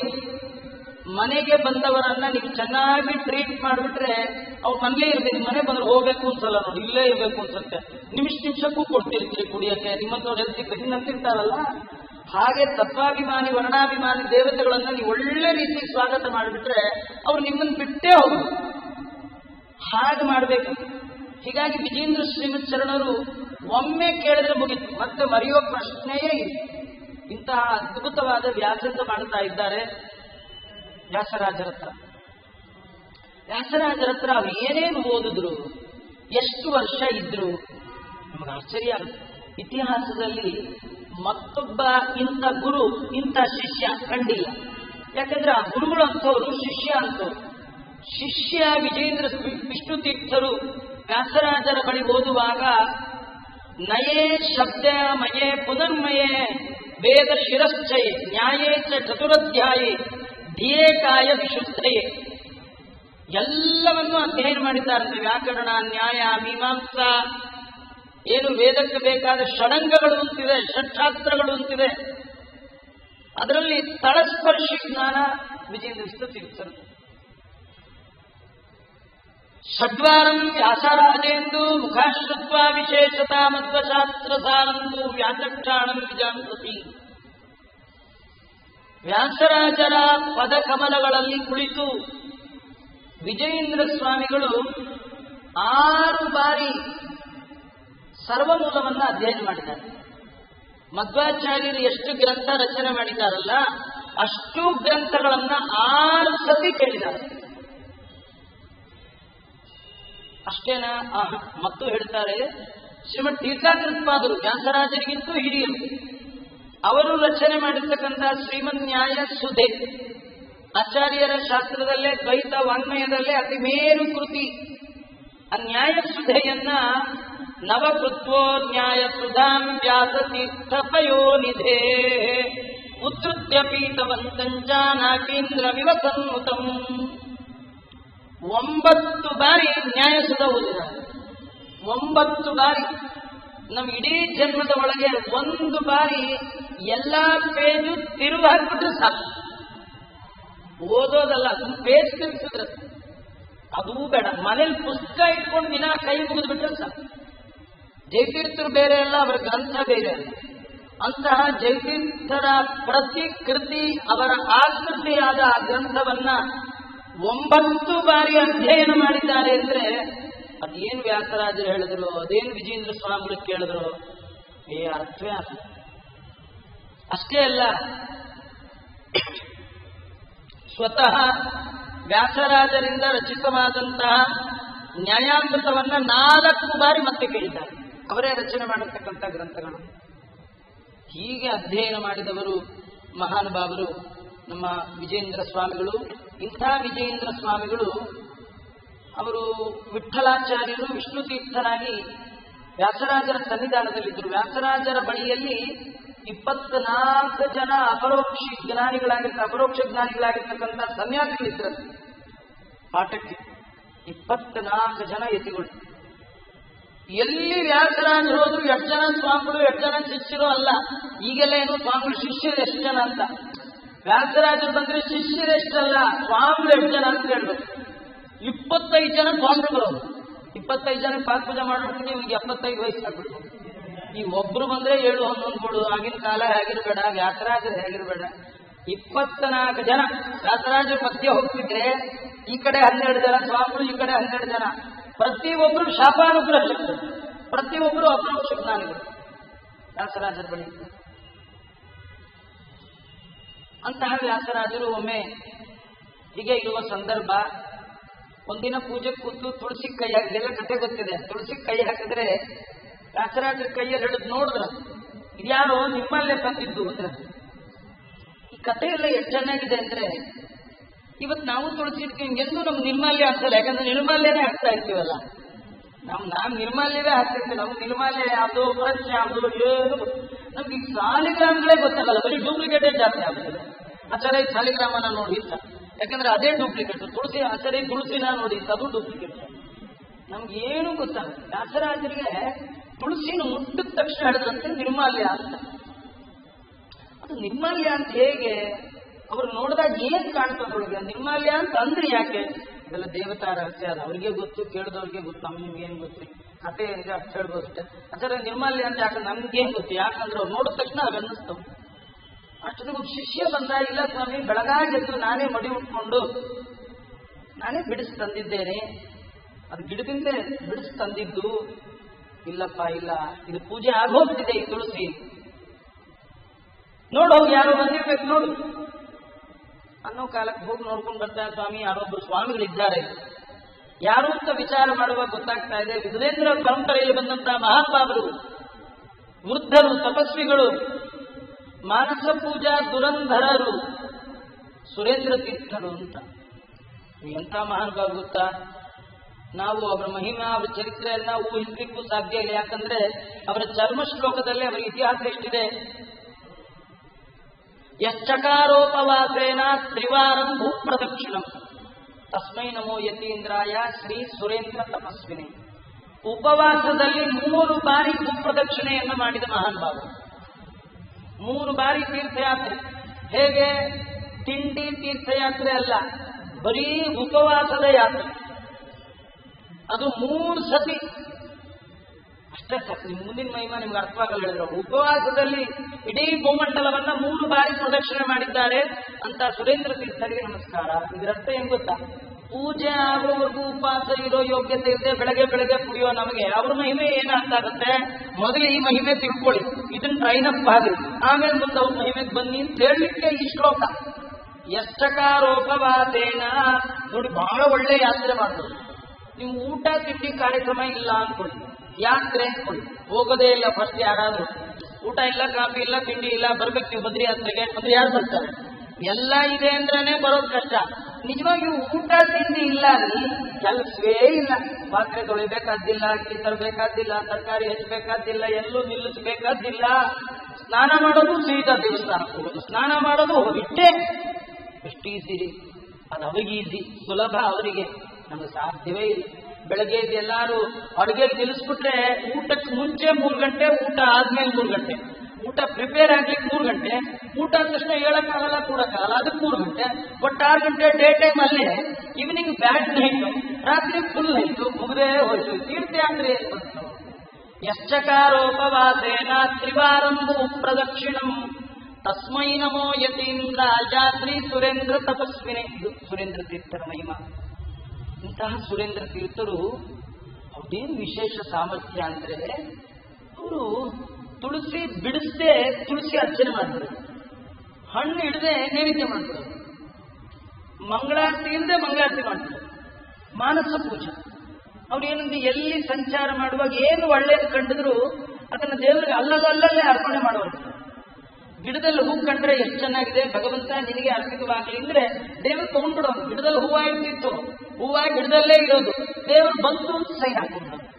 ಇವತ್ತು ನಾವು ಕಿತ್ತು ಏನ್ ಮಾಡಿಲ್ಲ, ದೇವ್ರ ಬಿಟ್ಟು ಬಂದಿಲ್ಲ ಬಂದಿಲ್ಲ ಬಂದಿಲ್ಲ ಬಂದಿಲ್ಲ ಅಂತಾನೆ ಬರ್ಕೊಳ್ತಾರೆ. ಯಾಕಂದ್ರೆ ಹೂ ತರುವಾಗ ಹೂನವಳ ಜೊತೆ ಜಗಳ ಆಡ್ತೀಯ, ಹೂ ತರುವಾಗ ಅವಳ ಜೊತೆ ಜಗಳ. ಹೂ ಹಾಕೋ ಟೈಮಲ್ಲಿ ಅದೇ ನೆನಪು, ದೇವ್ರ ನೆನಪು ಬರೋದೇ ಇಲ್ಲ. ನಿಮಗೆ ಒಂದ್ ಮಳ ಹೂ ತಂದಿರ್ತೀವಿ ಹಬ್ಬದ ದಿನ, ಅವ್ರು 25 ರೂಪಾಯಿ ಅಂತಾರೆ, 20 ಕೊಡಮ್ಮ ಅಂತೀವಿ ನಾವು. ಅದೇ ಜಗಳ ಆಡ್ತಾರಂತೆ. ಕಡೆ ತಗೊಂಡು ಹಾಳಾಗೋದು ಸ್ವಾಮಿ ಕೊಟ್ಟಿರ್ತಾರೆ. ಮಾನ್ಯ ಸಂಬಂಧ ಹೇಳ್ಕೊಡೋದು, ನೀನು ಎಷ್ಟು ರೇಟ್ ಇತ್ತು, ಹೋಗಿ ಜಗಳ ಆಡ್ತಿತ್ತು ಮಂದೆ, ಆವಾಗ ಮಾಲ್ಯ ನೆನಪು ಬಂದೇನೆ ಆಗ್ತದೆ. ದೇವ್ರಂತ ನಿಂಗೆ ನನ್ನ ನೆನಪಿಗಿಂತ ಜಗಳದ್ದೇ ನೆನಪು ಬಂತೆ, ವೇಸ್ಟ್ ಹೋಗ ನೀನು ಹೂವ ಬೇಕಿಲ್ಲ ಅಂತ. ನೀವು ಎಷ್ಟಾಗದ್ರಿ ಅಂತ ಅವನೇನು ಬರ್ಕೊಳ್ತಾನ. ನಿಮ್ಮ ಮನಸ್ಸು ಹೇಗಿದೆ ಹಾಕೋ ಟೈಮಲ್ಲಿ, ನನ್ನಲ್ಲೇ ಮನಸ್ಸಿದೆಯೋ ಅಥವಾ ಇನ್ನೆಲ್ಲಿದೆಯೋ ನೋಡ್ತಾನೆ. ಇವ್ರು ಏನು ಅಷ್ಟೇ ಸುರೇಂದ್ರ ತೀರ್ಥರ ಹಾಗುತ್ತೆ. ಎಲ್ಲಿಯಾದ್ರೂ ಒಳ್ಳೆ ತುಳಸಿ ತೋಟ ಕಂಡ್ರೆ, ಎಲ್ಲಿಯಾದ್ರೂ ಒಳ್ಳೆ ಪುಷ್ಪವನ ಕಂಡ್ರೆ, ಒಳ್ಳೆ ಫಲಗಳ ವೃಕ್ಷ ಕಂಡ್ರೆ ಅಲ್ಲಲ್ಲೇ ಭಗವಂತರಿಗೆ ಎಷ್ಟು ಒಳ್ಳೇದು ಈ ಪೂಜೆ ಇದು. ಇದಕ್ಕೆ ಸ್ನಾನ ಮಾಡ್ಬೇಕಾಗಿಲ್ಲ, ಏನು ಬೇಕಿಲ್ಲ. ಮನದೊಳಗೆ ಸುಂದರ ಪದಾರ್ಥಗಳ ಕಲ್ಪಿಸಿಕೊಡ ಕೈಗುಂಬ. ಭಗವಂತ ಅಲ್ಲೇ ತಗೊಂಡ್ಬಿಡ್ತಾನೆ. ಮನದೊಳಗೆ ಸಾನಿಪ್ಪ, ಅವನಲ್ಲೇ ಇದ್ದಾನೆ, ಅದು ಅಲ್ಲೇ ಇದೆ, ಚಿಂತನೆ ಮಾಡಿ ಕುಡಿ. ಅದು ಅವ್ರಿಗೆ ಬರ್ತಿತ್ತು. ಅಂತ ಶ್ರೇಷ್ಠರಾಗಿರ್ತಕ್ಕಂಥ ತಪಸ್ವಿಗಳು ಸುರೇಂದ್ರ ತೀರ್ಥರು ಅಂತ ಹೆಸರು ಕೇಳಿದ್ದೇ ತೊಡ ವ್ಯಾಸರ ಛಟ್ಟ ಎದ್ದು ನಿಂತ್ಕೊಂಡು ಇವ ದೊಡ್ಡವರಪ್ಪ ಕರ್ಕೊಂಡು ಬರಬೇಕು ಅಂತ ಹೇಳಿ ಇವರೇ ಹೋಗಿ ಹಸ್ತಲಾಗಲು ಕೊಟ್ಟು ಅವರನ್ನ ಕರ್ಕೊಂಡು ಬಂದಿದ್ದಾರೆ. ಸ್ವಾಮಿ ನಾಳೆ ಇಲ್ಲೇ ಭಿಕ್ಷಾ ಆಗಬೇಕು ಅಂದ್ರು, ಆಗ್ಬಹುದು ಅಂದ್ರು. ಸುರೇಂದ್ರ ತೀರ್ಥರು ಒಂದ್ ಕಡೆ ರಾಮದೇವರ ಪೂಜೆ ಮಾಡ್ತಾ ಇದ್ದಾರೆ, ವ್ಯಾಸರಾಜರು ಒಂದ್ ಕಡೆ ಪಟ್ಟಾಭಿ ರಾಮದೇವರು ಮತ್ತು ಆ ಕೃಷ್ಣನ ಪೂಜೆ ಅವರು ಮಾಡ್ತಾ ಇದ್ದಾರೆ. ಆ ಕಡೆ ಈ ಕಡೆ ನೋಡ್ಲಿಕ್ಕೆ 24 ಜನ ಸ್ವಾಮಿಗಳು ಕೂತಿದ್ದಾರೆ, ನೋಡ್ಲಿಕ್ಕೆ ಕೃಷ್ಣದೇವರಾಯ ಇದ್ದಾನೆ, ಒಂದ್ ಕಡೆ ಪುರಂದ್ರದಾಸರು, ಹೊರಗಡೆ ಕನಕದಾಸರು, ಇಡೀ ಊರಿನ ಜನ ಏನ್ ಪುಣ್ಯಾತ್ಮರು ಲೆಕ್ಕ ಹಾಕ್ತಾರೆ. 26 ಜನ ಸ್ವಾಮಿಗಳನ್ನ ಒಟ್ಟಿಗೆ ನೋಡಿದ್ದಾರೆ ಅಂದ್ರೆ ಅವರಷ್ಟು ಪುಣ್ಯಾತ್ಮರು ಯಾರಿಲ್ಲ. ಇವತ್ತು ನಾವು 3 ಸ್ವಾಮಿಗಳು ನೋಡೋ ಯೋಗ್ಯತೆ ಕಳ್ಕೊಂಡು ಒಟ್ಟಿಗೆ ಯಾರು ಬರೋದೇ ಇಲ್ಲ. ಅವರೆಲ್ಲ ಒಳ್ಳೆಯವರೇ, ನಮಗೆ ಯೋಗ್ಯತೆ ಇಲ್ಲ. ಎಲ್ಲ ಒಳ್ಳೆಯವರೇ, ಯಾಕಂದ್ರೆ ಕೆಟ್ಟವ್ರು ಯಾರಿಲ್ಲೇ ಇಲ್ಲ. ನಮಗೆ ಯೋಗ್ಯತೆ ಇಲ್ಲ. ವ್ಯಾಸರಾಜರಂತ ಮಹಾನುಭಾವರ ಕಾಲದಲ್ಲಿ ಎಂತ ಒಂದು ಸೌಹಾರ್ದತ. ಎಲ್ಲರೂ 24 ಜನ ಸನ್ಯಾಸಿಗಳು ವ್ಯಾಸರಾಜರ ಶಿಷ್ಯರು, ಮಹಾಸ್ನಾನಿಗಳಾದ ಮಾನಸ ಪೂಜಾ ಸುರೇಂದ್ರರಾಜ ಸುರೇಂದ್ರ ತೀರ್ಥರು ವ್ಯಾಸರಾಜರು. ಪೂಜೆ ಎಲ್ಲ ಆಯ್ತು, ಎಲ್ಲರಿಗೆ ಎಲ್ಲ ಬೆಳೆಸಿದ್ದಾರೆ. ಈ ಕಡೆ ಆ ಕಡೆ ಸನ್ಯಾಸಿಗಳು, ಮಧ್ಯದಲ್ಲಿ ವ್ಯಾಸರಾಜರು, ಸುರೇಂದ್ರ ತೀರ್ಥರು. ಸುರೇಂದ್ರ ತೀರ್ಥರಿಗೆಲ್ಲ ಆಪೋಷಣ ಹಾಕಿ ವ್ಯಾಸರಾಜರು ದಂಡ ಹಿಡಿದು ಕೃಷ್ಣಾರ್ಪಣ ಅಂತ ಇದ್ದಾರೆ. ಸುರೇಂದ್ರ ತೀರ್ಥರು ತಗೊಳ್ತಾರೆ. ಸುರೇಂದ್ರ ತೀರ್ಥರು ಕೇಳಿದ್ರೆ ಸ್ವಾಮಿ ಯಾಕೆ ಕೊಡ್ತಾ ತಗೋಬೇಕು? ಇಲ್ಲ, ನಮ್ಗೆ ಇನ್ನೊಂದು ಅಪೇಕ್ಷೆ ಇದೆ, ಕೊಟ್ರೆ ಮಾತ್ರ ತಗೊಳ್ತೀವಿ. ಏನ್ ಬೇಕು? ಅಲ್ಲಿ ಮೊದಲು ಕೂತಿದ್ದ ನಿಮ್ ಶಿಷ್ಯ, ಅವನ್ ನಮಗ್ ಕೊಡಬೇಕು. ಯಾರ ಮೊದಲು ಕೂತಿದ್ರು? ವಿಷ್ಣು ತೀರ್ಥರು. ಆ ವಿಷ್ಣು ತೀರ್ಥರನ್ನು ಕೇಳಿದಾಗ ವ್ಯಾಸರಾಜರಂತಾರೆ, ನಿಮಗೋಸ್ಕರವೇ ಸಿದ್ಧ ಮಾಡಿದ್ದೀನಿ, ಕರ್ಕೊಂಡು ಹೋಗ್ಬೋದು. ಅಂದ್ರೆ ಭಗವಂತನ ಇಚ್ಛೆಯನ್ನ ಅರಿತ ಮಹಾನುಭಾವರು ವ್ಯಾಸರಾಜರು. ವ್ಯಾಸರಾಜರು ಅವರಿಗೆ ಅನುಗ್ರಹ ಮಾಡ್ತಾ ಇದ್ದಾರೆ, ಅವರಿಗೆ ಕೊಟ್ಟಿದ್ದಾರೆ. ಮಾರನೇ ದಿನ ಸುರೇಂದ್ರ ತೀರ್ಥರು ವಿಷ್ಣು ತೀರ್ಥರ ಕೈ ಹಿಡಿದು ಕರ್ಕೊಂಡು ಹೋಗ್ಬೇಕು. ಅವರವರು ಕರ್ಕೊಂಡು ಹೋಗಿ ಮುಂದೆ ಆ ಪರಂಪರೆಗೆ ಅವರನ್ನು ಉತ್ತರಾಧಿಕಾರಿ ಮಾಡಬೇಕು. ಮನೆ ಹೆಣ್ಣುಮಗಳಿದ್ದಾರೆ. ವ್ಯಾಸರಾಜರಿಗೆ ಅಷ್ಟು ಮುದ್ದಿನಿಂದ ಸಾಕಿದ್ದಾರೆ. ತಮ್ಮ ಸಮಗ್ರ ವಿದ್ಯೆಯನ್ನ ಶಿಷ್ಯರಿಗೆ ದಾರಿಸಿದ್ದಾರೆ. ಹೋಗುವಾಗ ಒಳ್ಳೆ ಹಿತ ನುಡಿ ಆಡುವಂತಹ ಸಂಪ್ರದಾಯ. ವ್ಯಾಸರಾಜರು ಕರೆದು ಹೇಳ್ತಾ ಇದ್ದಾರೆ, ಪೂಜೆಯಂ ರಾಮಚಂದ್ರಂ ತ್ವಂ ವಿಚರಸ್ವ ಮಹೀತಲೆ ಜಹಿವಾದೀನ್ ಸಮಸ್ತಾತ್ವಂ ಕರ್ಕಶಾಂ ಕರ್ಕವಾಚನಯ್ಯೇ ಸಮಾಗತಾವತ್ಸಂಪಾನುಜೇತು ವಾದ್ರಣಾದಿರೇ ಸಮಸ್ತ ವಿದ್ಯಾಚತುರೋಭವತ್ವಂ ಮದನುಗ್ರಹಾತ್. ನನ್ನ ಅನುಗ್ರಹದಿಂದ ಎಲ್ಲ ವಿದ್ಯೆ ನಿಮಗೆ ಫಲಿಸಲಿ ಅಂತ ವ್ಯಾಸರಾಜರು ತುಂಬ ಹೃದಯದ ಆಶೀರ್ವಾದ. ವಿಷ್ಣು ತೀರ್ಥರಿಗೆ ಹೀಗೆ ಆಶೀರ್ವಾದ ಮಾಡಿ ಹೇಳ್ತಾ ಇದ್ದಾರೆ, ಪೂಜೆಯನ್ ರಾಮಚಂದ್ರಂ. ರಾಮಚಂದ್ರ ದೇವರ ಪೂಜೆ ಮಾಡಪ್ಪ. ಪರಂಪರೆಯಲ್ಲಿ ಬ್ರಹ್ಮದೇವರ ಕಲಾರ್ಚಿತವಾದ ಏನು ರಾಮಚಂದ್ರ ದೇವರಿದ್ದಾರೆ, ಪೂಜೆ ಮಾಡುವ ಭಾಗ್ಯ ಭಗವಂತ ನಿಮಗೆ ಕೊಟ್ಟಿದ್ದಾನೆ. ಅದನ್ನು ಪೂಜೆ ಮಾಡು.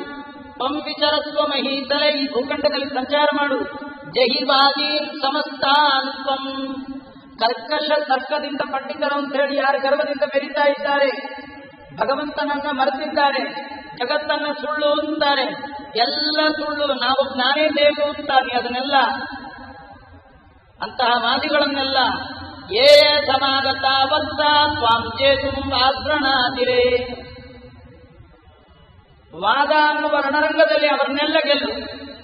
ಸಮಸ್ತ ವಿದ್ಯಾ ಚತುರೋ ಭವತ್ವಂ ಮದನುಗ್ರಹ, ಎಲ್ಲ ವಿದ್ಯೆಯಲ್ಲಿ ನಿನಗೆ ಒಳ್ಳೆ ತಳಸ್ಪರ್ಶಿಯಾದ ಪಾಂಡಿತ್ಯ ಬರಲಿ ನನ್ನ ಅನುಗ್ರಹದಿಂದ ನಿಂಗೆ ಅಂತ. ಇದು ಬಹಳ ಮುಖ್ಯ ರೀ. ಗುರುಗಳು ಆಶೀರ್ವಾದ ಬೇಕು, ದೊಡ್ಡವರ ಆಶೀರ್ವಾದ. ಎಂಥದ್ಯಾತ್ ಪ್ರಸನ್ನತೆ. ಯಾರು ಸಂತುಷ್ಟ ಮನಸ್ಕರಾಗಿ ಶಿಷ್ಯನಿಗೆ ಆಶೀರ್ವಾದ ಮಾಡ್ತಾರೆ ಅವನಿಗೆ ಮಾತ್ರ ವಿದ್ಯೆ ಫಲಿಸತ್ತಂತೆ. ಸದ್ಯ ನೀ ಬಿಟ್ಟೋದ್ರೆ ಸಾಕಪ್ಪ, ಮೊದಲು ಇವತ್ತೇ ಕಳೆದು ಹೋಗ್ಬಿಡಪ್ಪ ಅಂತ ಹಿಂಗೆ ಗುರುಗಳಿಗೆ ಬೇಜಾರು ಮಾಡಿ ಬಂದ ಅಂತ ಅಂದ್ರೆ ಏನು ವಿದ್ಯೆ ಫಲಿಸಲ್ಲ. ದಾಸರಾಜಗಿರಿ ಸಾಧು ಹಿಂಗೆ ಅನುಗ್ರಹ ಮಾಡಿ ಹೇಳ್ತಾ ಇದ್ದಾರೆ, ಪರಕಾಯ ಪ್ರವೇಶತ್ವಂ ಮಾ ಕುರುಷ್ವನ ಸಂಶಯ. ನಿನಗೆಲ್ಲ ವಿದ್ಯೆಯಲ್ಲಿ ನೀನು ಅಗ್ರಗಣ್ಯ, ಆದ್ರೆ ಪರಕಾಯ ಪ್ರವೇಶ ಮಾತ್ರ ಮಾಡಬೇಡ. ಯಾಕಂದ್ರೆ ಬೇರೆಯವರ ದೇಹ ಹೋಗ್ಬೇಡ, ಒಳಗೆ ನೀ ಪ್ರವೇಶ. ಯಾಕಂದ್ರೆ ನಿನ್ ದೇಹ ಇಷ್ಟು ಒಳ್ಳೆಯದಿದ್ದನ್ನು ಬಿಡಬೇಡ, ಪರಕಾಯ ಪ್ರವೇಶ ಮಾಡಬಾರ್ದು. ಇತ್ಯಾಶಿಭಿ ಜೈಂದ್ರಾರ್ಯಂ ಅಭಿಮಂತ್ಯ ಸುಹೃಷ್ಟದಿ. ಹೀಗೆ ವ್ಯಾಸರಾಜರು ಆ ವಿಷ್ಣು ತೀರ್ಥರಿಗೆ ಹೀಗೆ ಆಶೀರ್ವಚನವನ್ನ ಮಾಡಿದ್ದಾರೆ. ವ್ಯಾಸರಾಜರು ತಮ್ಮ ಶಿಷ್ಯನನ್ನ ಬೀಳ್ಕೊಟ್ಟಾಗ ಸುರೇಂದ್ರ ತೀರ್ಥರು ಕರ್ಕೊಂಡು ಹೋಗಿದ್ದಾರೆ. ತಮ್ಮ ಉತ್ತರಾಧಿಕಾರತ್ವವನ್ನು ಕೊಟ್ಟು ಅವರಿಗೆ ವಿಜಯೇಂದ್ರ ತೀರ್ಥ ಅಂತ ಹೇಳಿ ಅಭಿಧಾನವನ್ನು ಕೊಟ್ಟಿದ್ದಾರೆ. 11 ಮುದುಕರು ಒಂದು ಕ್ಷಣ ವಿಜಯೇಂದ್ರ ತೀರ್ಥನ ಬಿಟ್ಟಿರ್ಲಿಕ್ಕೆ ಮನಸ್ಸಿಲ್ಲ. ಅಷ್ಟು ವಿದ್ಯಾ ವೈದುಷ್ಯ, ವಾದಿ ವಿಗ್ರಹ, ನಿರಂತರ ಗ್ರಂಥ ರಚನೆ ಮಾಡ್ತಾ ಸಂಚಾರ ಮಾಡುವಂತಹ ಮಹಾನುಭಾವರು ವಿಜಯೇಂದ್ರ ಸ್ವಾಮಿಗಳು. ವಿಜಯೇಂದ್ರ ಸ್ವಾಮಿಗಳು ಒಂದ್ಸತಿ ಅವರು ಅನೇಕ ರಾಜರು ಆ ಸಮೂಹದಲ್ಲಿ ಇದ್ದಾರೆ. ಆಗ ಸದಾಶಿವರಾಯ ಅಂತ, ಸಾಮ್ರಾಟ್ ಸದಾಶಿವರಾಯ ಅಂತ ಅವರ ಆಸ್ಥಾನದಲ್ಲಿ ಬಂದ ಒಂದು ಸಂದರ್ಭದಲ್ಲಿ ಆ ಸದಾಶಿವರಾಯ ವಿಜೇಂದ್ರ ಸ್ವಾಮಿಗಳಿಗೆ ಹೇಳ್ತಾ ಇದ್ದ ಅಂತೆ, ನಿಮಗೆ ರತ್ನಾಭಿಷೇಕ ಮಾಡಬೇಕು ಅಂತ ನನಗಾದ್ರೆ, ನಮ್ಮ ಹಿರಿಯರು ಕೃಷ್ಣದೇವರಾಯರು ನಿಮ್ಮ ಗುರುಗಳಾದ ವ್ಯಾಸರಾಜರಿಗೆ ರತ್ನಾಭಿಷೇಕ ಮಾಡಿದ್ರು. ಆಗಲೇ ನಾನು ಅನ್ಕೊಂಡೆ, ನಾನು ದೊಡ್ಡವನಾದ್ಮೇಲೆ ಹೀಗೆ ಸನ್ಯಾಸಿಗಳಿಗೆ ಹಿರಿಯರಿಗೆ ಗೌರವ ಕೊಡಬೇಕು ಅಂತ. ಈಗ ಆ ಸ್ಥಾನದಲ್ಲಿ ತಾವಿದ್ದೀರಿ, ದೇವರು ನನಗೆ ಅಧಿಕಾರ ಸಂಪತ್ತು ಕೊಟ್ಟಿದ್ದಾನೆ, ನಾನು ನಿಮಗೆ ರತ್ನಾಭಿಷೇಕ ಮಾಡಬೇಕು ಅಂತ ಸಾಮ್ರಾಟ್ ಸದಾಶಿವರಾಯ ಅಂತ ಆತ ಹೇಳಿದಾಗ, ಆಗ್ಲಪ್ಪ ಅಂತ ಹೇಳಿ ಒಪ್ಪಿದ್ದಾರೆ. ಎಲ್ಲ ಮಹಾಮಾತ್ಯರು ಎಲ್ಲರೂ ಸೇರಿ ಅದ್ಭುತವಾದ ಸ್ವಾಗತವನ್ನು ಮಾಡಿದ್ದಾರೆ. ಇನ್ನೇನು ಆ ಸಂದರ್ಭದಲ್ಲಿ ಇವರಿಗೆ ಉತ್ತಮವಾದ ಆಸನದಲ್ಲಿ ಕುಳಿತು ವಿಜೇಂದ್ರ ತೀರ್ಥರಿಗೆ ರತ್ನಾಭಿಷೇಕ ಆಗಬೇಕು. ಆ ಕಾಲಕ್ಕೆ ಒಬ್ಬ ಪಂಡಿತ ಎದ್ದು ಬಂದಿದ್ದಾನೆ. ಅವನು ಹೇಳ್ತಾ ಇದ್ದಾನೆ, ವಿಜೇಂದ್ರ ತೀರ್ಥರೇ, ನಿಮಗೆ ರತ್ನಾಭಿಷೇಕ ಮಾಡಿಸ್ತಕ್ಕಂಥ ಸರಿಯೇ, ಸಂತೋಷದ ವಿಚಾರ. ಒಳ್ಳೆ ಪಂಡಿತರಿಗೆ, ಜ್ಞಾನಿಗಳಿಗೆ ಉತ್ತಮವಾದ ಆಸನ ಕೊಟ್ಟು ಒಳ್ಳೆ ಸನ್ಮಾನ ಮಾಡತಕ್ಕಂಥ ಸರಿಯೇ. ಆದರೆ ಅಂತ, ನಾನು ತರ್ಕಶಾಸ್ತ್ರ ವಿದ್ವಾಂಸ, ನಾನು ನವದ್ವೀಪದಲ್ಲಿ ವಾಸ ಮಾಡತಕ್ಕಂಥವ, ಬೇಕಾದಷ್ಟು ಅಧ್ಯಯನ ಮಾಡಿದ್ದೇನೆ.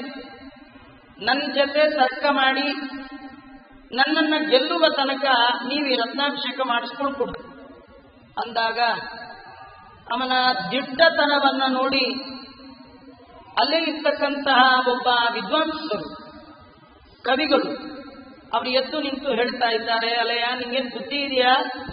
ವಿಜೇಂದ್ರ ಸ್ವಾಮಿಗಳ ಜೊತೆಗೆ ವಾದಕ್ಕೆ ಬರ್ತಾ ಇದೆಯಾ? ಅವರ ಬಗ್ಗೆ ಏನಾದರೂ ಪರಿಚಯ ಇದೆಯಾ ಅಂತ. ವಿವಾಹಶ್ಚ ವಿವಾದಶ್ಚ ಸಮಯೋರೇವ ಶೋಭತೆ. ಒಂದು ಸಮಾನತಾ ಬೇಕು. ನಾವ್ ಯಾರ ಜೊತೆ ವಾದ ಮಾಡಬೇಕಾದ್ರೆ ಅವರೇನು ಓದ್ಕೊಂಡಿದ್ದಾರೆ, ನಾವೇನು ಮುಂದೇನು ಯೋಗ್ಯತಾ, ಅವ್ರದೇನು ತಿಳ್ಕೋಬೇಕೋ ಬೇಡ. ವಿಜೇಂದ್ರಲ್ಲಿ ಏನಂತ ಗೊತ್ತಿದೆಯಾ ನಿಂಗೆ? ಏತೆ ಕರ್ಕಶ ತರ್ಕಶಾಸ್ತ್ರ ನಿಪುಣ ಶಬ್ದಾಂತ ಮೀಮಾಂಸಕಾ ವೇದಾಂತೋಪನಿಷತ್ಪುರಾಣ ಕುಶಲಾಯೈ ನಿರ್ಜಿತಾವಾಗ್ರಣೆ ತತ್ತೃಗ್ವಿಜೀಂದ್ರ ಸಂಯಮಿ ವರಂ ತ್ವಂ ಚೇತು ಮುಜೃಂಭತೆ ಶಕ್ತಃ ಕಿಂ ಬತರೇತ್ಯಜಾತಿ ಕುಮತಿಂ ತಂ ವಾದಿ ಸಿಂಹಂ ಭಜಾ. ಇದು ಸಿಂಹಪ್ಪ, ಯಾವುದೋ ಏನು ಸಾಮಾನ್ಯ ಸನ್ಯಾಸಿಗಳು ಅಂತ ಅನ್ಕೊಂಡ್ಬಿಟ್ಟೀಯ. ಯಾರ್ಯಾರು ಕರ್ಕಶವಾದ ತರ್ಕಶಾಸ್ತ್ರದಲ್ಲಿ ನಿಪುಣರಾಗಿದ್ದಾರೋ, ಯಾರ್ಯಾರು ವ್ಯಾಕರಣ ಶಾಸ್ತ್ರದಲ್ಲಿ ತಮ್ಮ ನೈಪುಣ್ಯತೆಯನ್ನು ಸಂಪಾದನೆ ಮಾಡಿದ್ದಾರೋ, ಯಾರ್ಯಾರು ಮೀಮಾಂಸ, ವೇದಾಂತ, ಉಪನಿಷತ್ತು, ಪುರಾಣಗಳು ಇದರಲ್ಲಿ ನಮಗೆ ಸಮಾನರಾದ ಕುಶಲರೇ ಇಲ್ಲ ಅಂತ ಮೆರಿತಾ ಇದ್ದಾರೋ, ಅಂಥವರೆಲ್ಲ ಬಂದು ವಿಜಯೇಂದ್ರ ಸ್ವಾಮಿಗಳ ಮುಂದೆ ಆ ವಾದ್ಯುದ್ಧದಲ್ಲಿ ಪರಾಜಿತರಾಗಿದ್ದಾರೆ. ಅಂತಹ ಪ್ರಖ್ಯಾತರಾಗಿರ್ತಕ್ಕಂತಹ ಸಂಯಮಿ ವರಂ ವಿದ್ಯಾಧಿಪತಿಗಳು ಯತಿ ಚಕ್ರವರ್ತಿಗಳು ಅವರನ್ನ ಗೆಲ್ಲಬೇಕು, ಅವರ ಮೇಲೆ ಸವಾರಿ ಮಾಡಬೇಕು. ಹೀಗೆ ಹೊರಟಿದೆಯಲ್ಲ, ಹೀಗೇನು ಬುದ್ಧಿಗಿದ್ದಿ ಇದೆಯಾ, ನಮಸ್ಕಾರ ಮಾಡಿ ಹೋಗು ಅನ್ನುವಾಗ ಅದೇ ಆಸ್ಥಾನದಲ್ಲಿ ಇನ್ನೊಬ್ಬ ಕವಿ ಅಂಬಲರಾಮಸೂರಿ ಅಂತ ಆತ ಹೇಳ್ತಾ ಇದ್ದಾನೆ. ವಾದ ಸಂಗರ ಕಲಾ ವಿಚಾರದ ನ್ಯಾಯ ಶಬ್ದ ನಯ ಶಸ್ತ್ರ ಕೋವಿದಾ ಏಪಿ ಪಕ್ಷಧರ ಮಿಶ್ರ ಪೂರ್ವಕಾ ತೇನ ಮಂತಿ ವಿಜಯೀಂದ್ರ ದೇಶಿಕಂ ಯಸ್ಯ ವಾಗಮೃತ ಭಾಜನಂ ಸುರಾಃ ಯತ್ಪದಾಬ್ಜ ಶರಣಾಮೃತಾ ಬುಧಾಃ ಯತ್ಕಟಾಕ್ಷ ಸಫಲೀಕೃತಾಶಯಾಃ ತನ್ಮುನೀಂದ್ರ ವಿಜಯೀ ಜೈ ಮೋಹಂ. ಅಪ್ಪ ಇವ್ರನ್ನ ಯಾರು ಅಂದ್ಕೊಂಡಿದ್ಯಾ? ಇಡೀ ಜಗತ್ತಿನಲ್ಲೇ ನನ್ನ ಹಾಗೆ ವಾದ ಮಾಡೋರಿಲ್ಲ ಅಂತ ಹೇಳಿ ವಾದದಲ್ಲಿ ಅತಿ ಎತ್ತರದ ಪರಿಣತರು, ತರ್ಕ ವ್ಯಾಕರಣ ಮೀಮಾಂಸಾ ಇವೇ ಮೊದಲಾದ ಶಾಸ್ತ್ರದಲ್ಲಿ ತಳಸ್ಪರ್ಶ ಪಾಂಡಿತ್ಯವನ್ನು ಪಡೆದು ಜಗತ್ತಲ್ಲಿ ವಿಖ್ಯಾತರಾದಂತಹ ಪಕ್ಷಧರ ಮಿಶ್ರರು, ಆಗಿನ ಕಾಲದಲ್ಲಿ ಬಾರಿ ಬಾರಿ ಬಾರಿ ವಿದ್ವಾಂಸರು, ನಾಡು ಮೆಚ್ಚಿದ ಹಿರಿಯ ವಿದ್ವಾಂಸರು. ಅಂತಹ ವಿದ್ವಾಂಸರೇ ಇವರನ್ನು ಕಂಡ್ರೆ ತಲೆತಗ್ಗಿಸಿರ್ತಾರೆ ಅಂತಂದ ಮೇಲೆ ಇವರ ಮುಂದೆ ನೀವು ವಾದ ಮಾಡ್ಲಿಕ್ಕೆ ಹೊರಟಿದ್ದೀಯಾ? ದೇವತೆಗಳು ಕೂಡ ಯಾರ ವಾಕ್ಯಾಮೃತವನ್ನ ಪಾನ ಮಾಡಬೇಕು ಅಂತ ಕಾಯ್ತಾ ಇದ್ದಾರೋ, ಯಸ್ಯವಾಗಮೃತ ಭಾಜನಂ ಸುರಾಃ. ವಿಜಯೇಂದ್ರ ಸ್ವಾಮಿಗಳೇನಾದ್ರೂ ಭಗವಂತನನ್ನ ಕುರಿತು ಉಪನ್ಯಾಸ ಮಾಡಲಿಕ್ಕೆ ಆರಂಭ ಮಾಡಿದ್ರೆ ಆ ಉಪನ್ಯಾಸ ಅವರ ಬಾಯಿಂದ ಏನು ಬರುತ್ತೋ ಅಂತ ಕೇಳಲಿಕ್ಕೆ ಬೆರಗಾಗಿ ದೇವತೆಗಳು ಕೇಳಲಿಕ್ಕೆ ನಿಂತಿರ್ತಾರೆ ಅಂತವರು. ಯತ್ಪದಾಬ್ಜ ಶರಣಾಮೃತಾಭುತಾಃ. ಯಾವೆಲ್ಲ ರಾಜಾದಿರಾಜರಿದ್ದಾರೆ, ಯಾರ ಪಾದಕ್ಕೆ ಬಿದ್ದು ಸಜ್ಜನರು ಅಂತ ಕಳಿಸಿಕೊಂಡಿದ್ದಾರೋ, ಯತ್ಕಟಾಕ್ಷ ಸಫಲೀಕೃತಾಶಯಾಃ. ಎಲ್ಲ ಪಂಡಿತರು ಯಾರ ಪಾದಕಮಲಕ್ಕೆ ಶರಣಾಗಿದ್ದಾರೋ, ಯಾರ ಕಟಾಕ್ಷ ವೀಕ್ಷಣ ಮಾತ್ರದಿಂದ ಸಫಲೀಕರಾಗಿದ್ದಾರೋ, ತನ್ಮುನೀಂದ್ರ ವಿಜಯೀ ಜೈ ಮೋಹಂ ಅಂತವರು ವಿಜೇಂದ್ರ ಸ್ವಾಮಿಗಳು ಸಾಮಾನ್ಯರಲ್ಲ. ಇಷ್ಟು ಹೇಳಿದ್ರು ನನ್ನಂತೆ ಅದೆಲ್ಲ ಗೊತ್ತಿಲ್ಲ, ನಾವು ತರ್ಕ ಚೂಡಾಮಣಿ ಭಟ್ಟಾಚಾರ್ಯರು ಅಂತ ಅವರ ಶಿಷ್ಯರು ನವದ್ವೀಪದಿಂದ ಬಂದಿದ್ದೇವೆ, ನಮ್ಮ ಜೊತೆ ವಾದ ಆಗಲೇಬೇಕು. ಆಯ್ತಪ್ಪ ವಾದ ಮಾಡೋಣ ಅಂತ ಹೇಳಿ ಅವರ ಜೊತೆ ವಾದ ಮಾಡಿದ್ದಾರೆ. ಕ್ಷಣಾರ್ಧದಲ್ಲಿ ಒಂದು ನಿರುತ್ತರನಾಗಿದ್ದಾನೆ, ಸಾಷ್ಟಾಂಗ ನಮಸ್ಕಾರ ಮಾಡಿದ. ನಮ್ಮಿಬ್ಬರ ವಾದದಲ್ಲಿ ಯಾರು ಗೆಲ್ಲರು ಅಂತ ಯಾರು ನಿರ್ಣಯ ಮಾಡಬೇಕಾದ್ದೇ ಇಲ್ಲ. ಯಾಕಂದ್ರೆ ನನ್ನ ವಿದ್ಯೆ ಏನು, ನಿಮ್ ವಿದ್ಯೆ ಏನು ನಂಗೆ ಗೊತ್ತಾಯ್ತು ಅಂತ ಹೇಳಿ ಸಾಷ್ಟಾಂಗ ನಮಸ್ಕಾರ ಮಾಡಿ ನಾನು ಸೋತಿದ್ದೇನೆ ಅಂತಂದಿದ್ದಾನೆ. ಸಾಮ್ರಾಟ್ ಸದಾಶಿವರಾಯ ಆಗಿನ ಕಾಲದಲ್ಲಿ ವಿಜೇಂದ್ರ ಸ್ವಾಮಿಗಳನ್ನು ಉತ್ತಮವಾದ ಸಿಂಹಾಸನದಲ್ಲಿ ಕೂಡಿಸಿ ಅವರು ಒಳ್ಳೆ ರತ್ನಾಭಿಷೇಕ ಮಾಡಿದ ಅಂತ ವರ್ಣನೆ ಮಾಡ್ತಾ ಇದ್ದಾರೆ. ಇಂತಹ ವಿಜೇಂದ್ರ ಸ್ವಾಮಿಗಳು ಚತುಷ್ಷಷ್ಟಿ ಕಲಾ ವಿಶೇಷ 64 ವಿದ್ಯೆಯಲ್ಲಿ ಎಲ್ಲಾ ಕಡೆ ಅವರು ಅಂಕುರ ಹೊಡಿಸಿದ್ದಾನೆ. ಯಾರು ಯಾವ ವಿದ್ಯೆಯಲ್ಲಾದರೂ ನನ್ನ ಬಳಿ ವಾದಕ್ಕೆ ಬರಬಹುದು, ಯಾವ ವಿದ್ಯೆ ನೀವು ಯಾವ ಬರ್ತೀವಿ ಬಂದು ಅಂತ ಹೇಳ್ಬೇಕಂತ ಏನ್ ಧೈರ್ಯ ರೀ, ಯಾರು ಬರ್ಲಿಕ್ಕೆ ಆಗೋದು. ದೊಂಬ್ರದವನು ಬಂದು, ಬೇರೆಯವರೆಲ್ಲ ಬಂದು ಹೋದು, ಈ ದೊಂಬ್ರಾಟ ಆಡೋನೊಬ್ಬ ಬಂದು ಅವನು ಅನ್ನಂತೆ, ಸ್ವಾಮಿ ನಾನು ಈ ತರ ಬಂದಿದ್ದೇನೆ, ನೀವು ಸನ್ಯಾಸಿಗಳು ಅಂತ ನಿಮ್ಗೆ ನಮಸ್ಕಾರ ಮಾಡ್ತೇನೆ, ನಿಜವಾಗಿಯೂ ನಂದು ಬೇರೆ ಏನಿಲ್ಲ, ದೊಂಬರಾಟ. ನಾನು ಮಾಡಿದ ವರ್ಷಗಳೇನಿದೆ ಅದನ್ನು ನೀವೊಂದು 2 ಆಟ ತೋರಿಸ್ಬಿಟ್ರೆ ನಾನು ಸೋತೇನೆ. ಆಯ್ತಪ್ಪ ಅಂದ್ರು. ದೊಡ್ಡ ಒಂದು ಜಾಗದ ಒಳಗೆ ಆ ಇಬ್ಬರ ಒಂದು ಪರೀಕ್ಷೆಯನ್ನ ನೋಡ್ಲಿಕ್ಕೆ ಅನೇಕ ಜನ ಸೇರಿದ್ದಾರೆ. ಆ ಸಂದರ್ಭದಲ್ಲಿ ಆ ದುಂಬರದವನು ಅನೇಕ ತನ್ನ ಚತುರತೆಯನ್ನ ಕಲಾ ನೈಪುಣ್ಯವನ್ನ ಪ್ರದರ್ಶನ ಮಾಡಿದ. ನೋಡುವ ಜನ ಎಲ್ಲ ಅನ್ಕೊಂಡ್ರು ಈ ಸ್ವಾಮಿಗಳು ಒಪ್ಪಡಿಗೆ ಅವರು ಚಿಕ್ಕಡಿಗೆ ಊಟ ಗೀಟ ಮಾಡಿಕೊಂಡು ರಾಮಕೃಷ್ಣ ಮುದ್ರೆ ಕೊಟ್ಟು ಮಂತ್ರಾಕ್ಷತೆ ಕೊಟ್ಟು ಇದು ಬಿಟ್ಟು ಪಾತ್ಪೂಜೆ ಮಾಡಿಸ್ಕೊಳ್ಳೋದು ಬಿಟ್ಟು ಇದು ಯಾರೋ ಲಗಾಟ ಹೊಡೆಯುವ ಜೊತೆ ಯಾಕೆ ವಾದ ಮಾಡಬೇಕಿತ್ತು, ಯಾಕೆ ಇವೆಲ್ಲ ಬೇಕಿತ್ತ ಅಂತ ಕೆಲವರು ಅನ್ಕೊಂಡ್ರು. ಅಂತೂ ಸ್ವಾಮಿಗಳು ಇವತ್ತು ಸೋತ ಹಾಗೆ ಮಾತಾಡೋ ಹಾಗೆ ಇಲ್ಲ, ಸುಮ್ಮನೆ ಅವ್ರು ಸೋತಿದ್ ನೋಡೋಕ್ಕಿಂತ ಹೋಗ್ಬಿಡೋದೇ ಒಳ್ಳೇದು ಅಂತ ಕೆಲವು. ಇಲ್ಲಿ ಸೋಲ್ತಾರೆ, ನಮಗೂ ಅದೇ ನೋಡ್ಬೇಕಿತ್ತು ನೋಡೋಣ ಅಂತ ಕೆಲವು. ಈಗ ನೋಡೋಣ ಅಂತ ಹಿಂಗೆಲ್ಲ ನಿಂತಾಗ ವಿಜೇಂದ್ರ ಸ್ವಾಮಿಗಳಂದ್ರಂತೆ, ಏನಪ್ಪಾ ನಿಮ್ಗೆಲ್ಲ ಮುಗಿಲ್ಲ ಅಂದ್ರಂತೆ. ಅವನಂದಂತೆ, ಸ್ವಾಮಿ ನನ್ಗೆ ಇನ್ನೂ ಬೇಕಾದಷ್ಟಿದೆ, ನೀವು 500 ನಿಮಗೆ ಎಷ್ಟು ತೋರಿಸೋದು, ನಾ ಇಷ್ಟು ಮಾಡಿದ್ದೀನಿ, ನಾ ಮಾಡಿದ್ರೊಳಗೆ ನೀವು ಒಂದು ಮಾಡಿ ಸಾಕಲ್ಲ, ಯಾಕಂದ್ರೆ ನಿಮ್ಗೆ ಇಷ್ಟು ಮಾಡಕ್ಕಾಗಲ್ಲ ನಂಗೆ ಗೊತ್ತು, ಒಂದು ಮಾಡಿ ಸಾಕಲ್ಲ. ಅದಕ್ಕೆ ಅವರಂದ್ರಂತೆ, ನಂಗೂ ಇಷ್ಟೊಂದು ಮಾಡ್ಲಿಕ್ಕೆ ಪುರುಸೋತಿಲ್ಲ ಅಂದ್ರೆ, ನಂಗೂ ಜಪ ಪೂಜೆ ಎಲ್ಲ ಇದೆಯಪ್ಪ, ಪಾಠ ಪ್ರವಚನ ನಿಂತರ ಇಲ್ಲ, ಆಗಾಟ ಹೊಡೆದು ಕುಡಿಲಿಕ್ಕೆ ನಂಗೂ ಇಲ್ಲ, ನಾನು ಒಂದೇ ತೋರಿಸ್ತೀನಿ, ನಾನು ಒಂದು ತೋರಿಸ್ತೀನಿ, ಮುಂದೆ ಏನೇನ್ ಮಾಡುವುದು ನೀನು ಊಹಿಸ್ಕೊ, ನಾನು ಒಂದು ತೋರಿಸೋದನ್ನ ನಿಂಗೆ ಮಾಡು ಅಂತ ಹೇಳಲ್ಲ. ನೀ ಏನಂದೆ, ನಾ ಮಾಡಿದ್ರು ಒಂದು ಮಾಡು ಅಂತೆ ಅಲ್ವಾ, ನಾನು ಒಂದೇ ಮಾಡು, ನೀನು ಅದನ್ನ ಮಾಡಬೇಡ. ಈ ಕೆಲವರೆಲ್ಲ ತೋರಿಸ್ತಿರ್ತಾರೆ, ನೀವು ಟ್ರೈ ಮಾಡಕ್ ಹೋಗಬೇಡಿ ಅಂತಿರ್ತಾರಲ್ಲ. ವಿಜೇಂದ್ರ ಸ್ವಾಮಿಗಳು ಅವ್ನಿಗೆ ಅದೇ ಹೇಳಿದ್ರೆ, ನೀವು ಟ್ರೈ ಮಾಡಕ್ ಹೋಗಬೇಡ, ನಿನ್ನ ಯೋಗ್ಯತೆ ಅಲ್ಲ ಅಂದ. ಇನ್ನೇನ್ ಮಾಡ್ತಾರೆ, 500 ನೋಡೇ ಬಿಡ್ತೀನಿ ಇಂದ. ಅವರು ಆ ಕುಂಭಕೋಣ ಕ್ಷೇತ್ರದಲ್ಲಿ ಬಾಳೆ ನಾರು ಭಾರಿ ಪ್ರಸಿದ್ಧಿ. ಒಂದಷ್ಟು ನಾರು ತರಿಸಿದ್ರು. ನಾರು ತರಿಸಿ ಅದು ಉಗುರಲ್ಲಿ ಸಣ್ಣ ಕೂದಲು ತರ ತೆಗೆದ್ರು. ಅದು ತೆಗೆಯೋದೇ ಕಟ್ಟ. ನಾವು ಸ್ವಲ್ಪ ತೆಗೆಯೋದ್ರೆ ಕಟ್ಟೆ ಆಗಿ ಸಣ್ಣ ಕೂದಲಂತೆ ಮಾಡಿ ದೊಡ್ಡ ಉಂಡೆ ಮಾಡಿ ಅಲ್ಲಿ ಸಾರಂಗಪಾಣಿ ಕುಂಬೇಶ್ವರ ಅಂತ 2 ದೇವಾಲಯ, ಆ ದೇವಾಲಯದ ಶಿಖರಕ್ಕೆ ಕಟ್ಟಿಸಿದ್ರು.